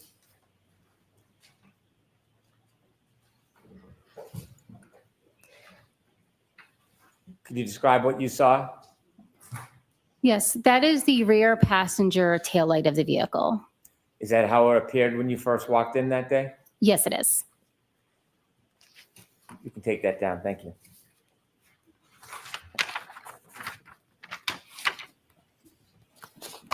When you examine an item like a car, do you take any type of efforts to protect from contamination? Yes. What do you do? Before processing or touching any item of evidence, I'll put on gloves. I use disposable instruments whenever possible, or if I need to use reusable instruments, I will spray them with a 10% bleach solution prior to use. I also change gloves often while I'm examining a vehicle and keep my notes and my pens that I'm writing my notes with. I don't put on gloves when I touch those, and then when I go back to examining the vehicle, I will then re-put on gloves to protect the evidence. If you see something of note, something that stands out to you, do you have any way of marking the item? Yes, I take diagrams at the scene and note on my diagrams anything of note. And as I had said, if there's anything that I also want close-up photographs, then I will request the crime scene services trooper who's assigned to crime scene to take those photographs. Do you ever put any type of markers on the item itself? Yes, generally I will mark the items with either a letter or a number so that I'm able to refer back to them both in my notes, and I'm able to refer to them when I look at the photos. When you mark different items or observations that you make, do you give a specific number to each item for to memorialize it? Yes, I either use a lettering system or a numbering system. And how do you memorialize it? Do you Context. put it in writing? Yes. What do you do? On my diagram, I will refer to something, for example, as letter A, and then I'll also mark that item using a marker on the item of evidence with the same letter so that I can connect and associate the photograph with my notes and anything that I collect as well. In addition to the broken taillight that we just looked at, did you make observation of any other things? And I'm just asking generally, not asking you to specify. Yes. Were there other things that stood out to you? Yes. Did you take any swabs, to see if there was any biological evidence? Yes, I did. Where did you take swabs from as far as trace for blood? I screened for blood on various areas of the undercarriage of the vehicle. And what was the results? Those were negative. What does negative mean? It means that there was no blood present in that area, or if there was, it was below the level of detection of our test. Did you make any observations where you saw items or marks of interest? Yes. I want to ask you about any observations so. you made of the back bumper. Was there anything significant that you saw relative to the back bumper of that vehicle? Yes. And share with us what you saw. There were scratches on the bumper as well as apparent pieces of glass on the bumper. When you saw what you believe to be pieces of glass on the back bumper, what is the process you follow? I gave those an identifying letter. I noted those items in my diagram, and then I eventually collected those items. How do you collect them? I would have used either disposable tweezers or tweezers that were cleaned with a 10% bleach solution. After you collect the items, for example, glass on the back bumper, what do you do with that? In that moment or later on? Take us through from the moment you have it till the end. So I would put those pieces of glass into a glassine envelope, which are then packaged in a larger manila envelope. They are sealed and dated and initialed with my dates and initials. Eventually, when I return to the lab, those pieces are given an item number and then secured in our cold room. Is each piece of evidence given a separate item number? Yes. As far as the entire case, your entire response, not the separate pieces of evidence you may find, is it assigned a particular number or a case number? Yes, each case will get a larger case number, and then each item within that case gets an individual item number, so that item can be tracked throughout the lab. Do you remember from your memory what the case number of this investigation as far as your response was? Yes. Could you share that with us? The case number assigned to this in the laboratory information system was 22-2184. I want to go back to the glass in the bumper. May I approach, Your Honor? Yes.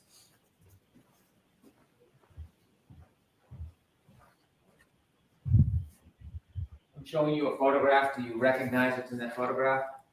Yes, I do. Is that a fair and accurate depiction of what you saw that day? Yes. And could you generally describe what you see? This is a close-up photograph of the apparent glass on the bumper of the vehicle.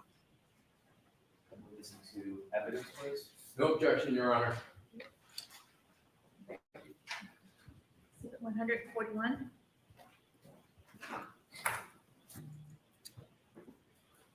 Court's permission, I'd like to show P167 to the jury. Okay.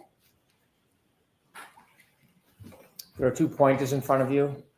Would you mind pointing out for the jury what stood out to you? And Ms. Gilman, could we get a little bit of a close-up on that bumper, please?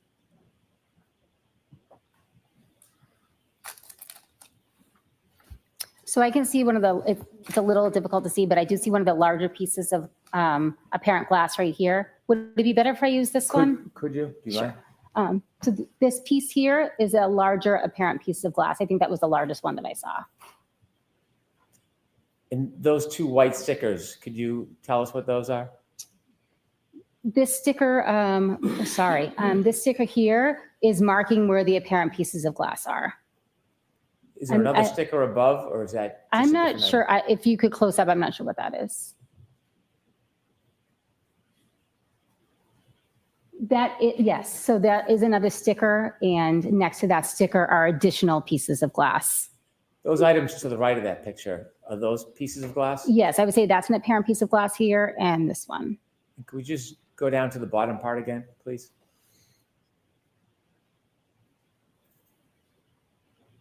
Thank you, Ms. Gilman. You can take that down. Did you collect what appeared to be items of glass? Yes, I did. Were they assigned a particular number? Yes. Do you know that number offhand? I would have to refer to my notes. With the court's permission? Yes. Thank you.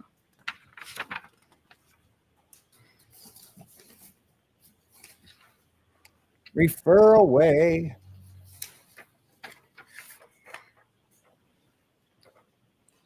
Please. Those items were given the item number 3-3.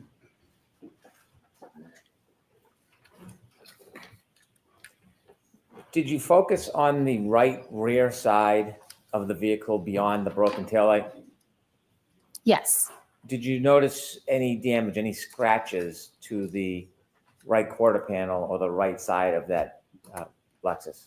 Yes, I did. I noticed some scratches as well as a dent in the rear door in that same area. Let's start with the scratches first. When you notice scratches, is there a way you marked them? Yes, I would have given them a letter. And did you do that? Yes. May I approach, Your Honor? Yes.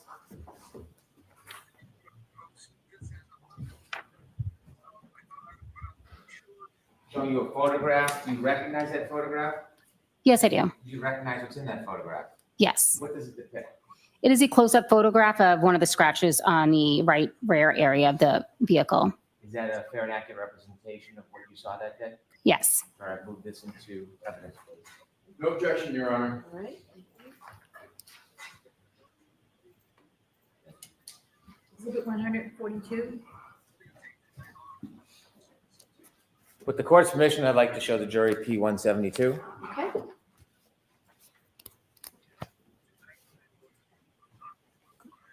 Could we close up just a little more, Ms. Gilman? Thank you. Starting at the bottom, what is that, ma'am? That is a close-up of the scratches that I noted in that area. Could you zoom out again, please, Ms. Gilman? Is that on the back bumper or the right quarter panel? I believe it's on the right bumper. It's a little difficult to make out in that photo. Could you zoom in again and move up just a little higher, Ms. Gilman? Thank you. You have another sticker on the top? Yes, I do. Do you know what that is? Yes, I do. What is that? That is an apparent hair that I noted in that area. So that doesn't designate a scratch. That's something entirely separate and different. That's something different, correct? We'll get to that later. I just wanted to point out that it's not a scratch. Now, you mentioned that you saw a scratch. Was it a singular scratch or a number of scratches? Could you zoom in, please, Ms. Gilman? It was a couple of scratches.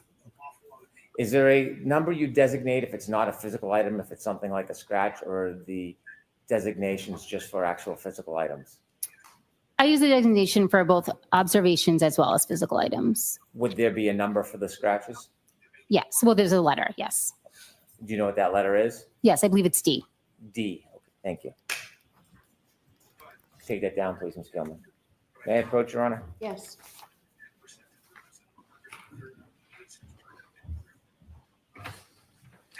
I'm showing you another photograph. Do you recognize what's in that photograph? Yes. What is it? That is damage that I noted on the rear trunk door of the vehicle. Is that a fair and accurate depiction of what you saw? Yes. When you say damage, what type of damage did you notice? There was some scratches as well as a dent. I'd like to move this to chair.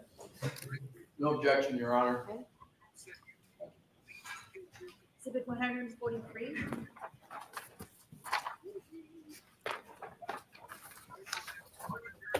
With the court's permission, I'd like to show the jury P176.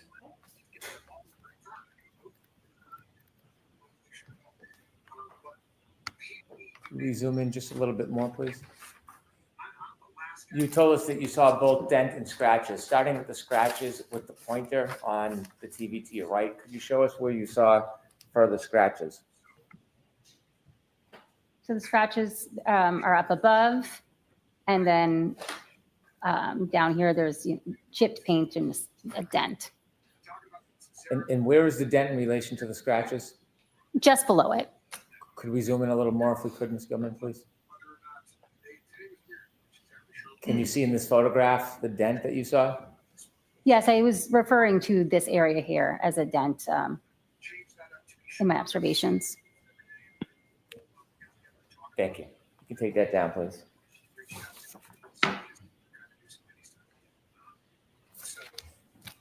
You mentioned the hair. I'm going to ask you some questions. How many pieces of hair did you find attached to that Lexus? I found one apparent piece of hair on the Lexus. Was there a designation number for the hair that you found? Yes. Do you remember what that number is? I used the letter A for that particular item. Did you say letter A, ma'am? Yes, correct. May I approach, Your Honor? Yes.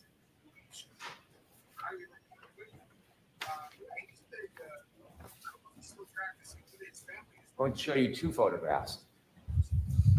You take a look at the first photograph, please. Do you recognize that picture? Yes, I do. And what's in that photograph?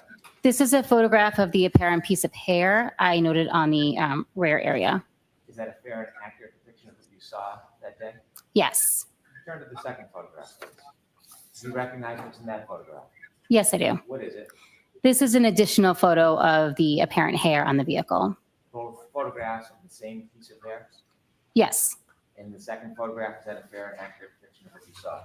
Yes. I'd like to move these two photographs into evidence, please. No objection, Your Honor. Okay, is A and B. 144A and 144B.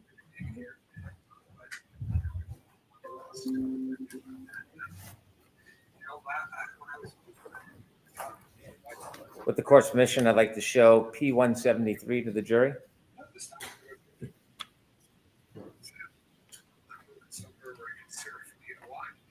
If you could get in as close as possible, Ms. Gilman. Do you recognize what's in that photograph? Yes, I do. And can you share with us what you saw? This is a close-up photo of the apparent piece of hair on the rear of the vehicle. What did you do when you saw that, what you thought to be a piece of hair? I marked it with the tape. I designated it as letter A, and then I asked the crime scene services trooper to take a photograph of it. Did you try to preserve it in any way? Yes, I did. Tell us how you preserved that apparent piece of hair. I collected that hair with either disposable tweezers or tweezers that had been bleached with a 10% bleach solution. I put them in a glassine envelope and then put them in a larger manila envelope. What happens to that larger manila envelope? It is returned back to the lab. It is submitted under the same case number and given its own individual item number. Did you bring it personally back to the lab? Yes, I did. When you brought it back to the lab, do you remember where you brought it when you got back to the lab? After it was entered into the computer system, I then sealed it, I initialed and dated it, and then I would transfer it to the crime scene response holding area in our cold storage room. We're going to lunch in about 15 When you minutes, guys. Pass it along. Is it to protect it in evidence, or is it for a purpose of further testing? Nope. At that point, it's just to store it in evidence, and then it will make its way into whatever unit needs the piece of evidence first. And you did all that with that piece of evidence? Yes, I did. I'd like to. So what does that mean, guys? It means if Karen Reed didn't hit John O'Keefe with that car, that means that glass, the broken taillight in the yard, everything, that means it was all planted by Proctor or anyone that was, accompanying.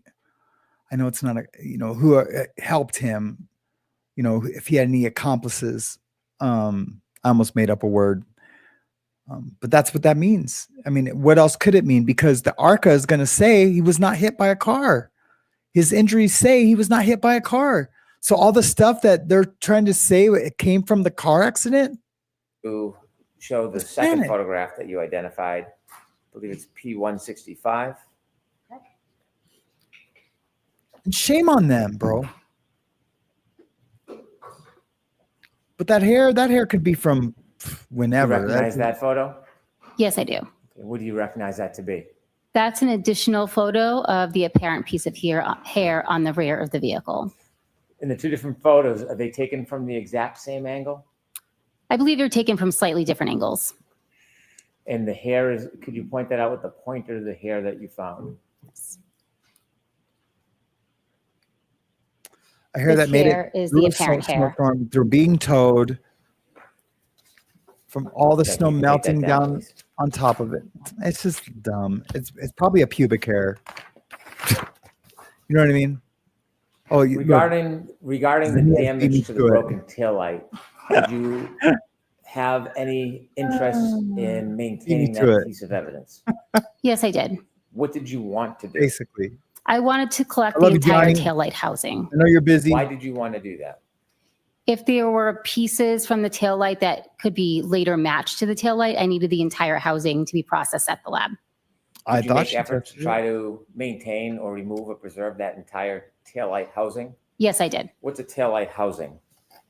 Excuse me? What is a taillight housing? I'm referring to the entire piece, including the back, the glass covering, the light bulb inside. So it's in the entire unit. Did you attempt to remove that in entire the unit outer parts, yourself? what we call I an did. assembly. Were you successful? No, I was not. So what did you do? A Canton police officer that was in the Sally Port at the time offered to help disconnect it with some tools that he had. Have you ever seen whether there's video that memorialized that entire event? Yes, there is. And have you ever watched that video? Yes, I did. Does that video show you attempting to remove the housing and then receiving assistance from somebody? Yes. When that housing was removed, what happened to it? I then placed it in a box, I believe I placed it in a paper bag in a box. And then once I brought it back to the lab, I added additional cushion with additional paper to protect it from any further damage. Cushion? Were you going to keep that housing, or were you going to put that in evidence for other reasons? That was put into evidence storage for the time being. May I approach, Your Honor? Yes.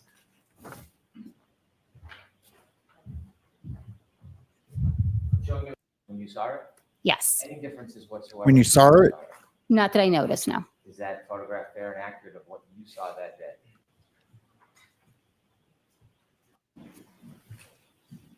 With the court's permission, I'd show photograph P187 to the jury, please. Okay. Could you tell us what that is? That is a photo that I took of the taillight housing at the laboratory. And that's I after wish it's they would say obviously assembly removed because that's from what it the is. vehicle. Yes, that's correct. And that was packaged and preserved? Yes. You can take that down, please. Do you have the actual item, the actual housing with you? I believe it is here, yes. With the court's permission, I'd ask the witness to be able to open the item, show it to the jury, and then I would move it into evidence. Okay. Thank you. If you would you please remove the item from that box? Yes. Now she's gonna hold it up. Don't show us the bottom because the bottom has a black sole. Oh, I mean, rough gloves, yes. this is the taillight assembly. Like, this is all dumb. Like, if they had a case, they wouldn't have to show all of this. All this stuff that means nothing.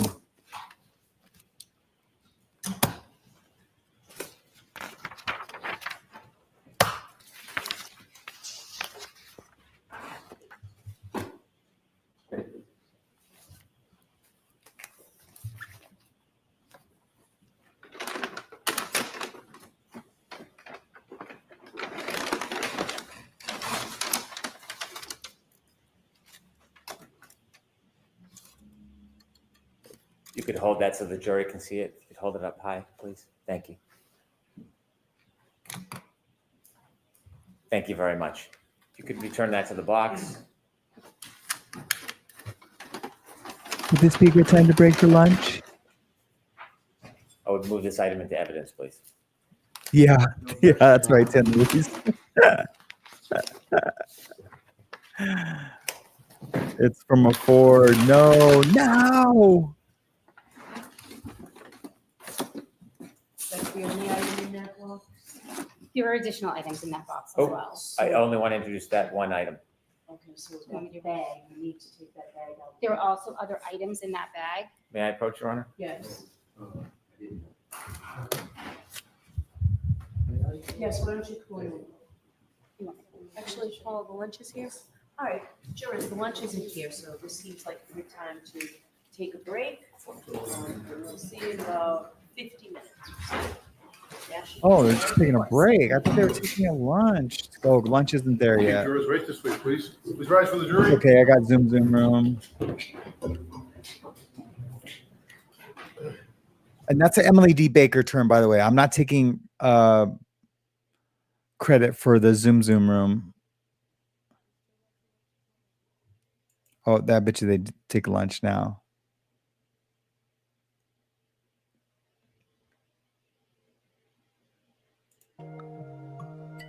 Yep, they're on lunch now. Okay, kids. Well, that's going to be it for me for today. Unless Proctor or something big comes up, I'm going to take Hazley to the park at like 1:30.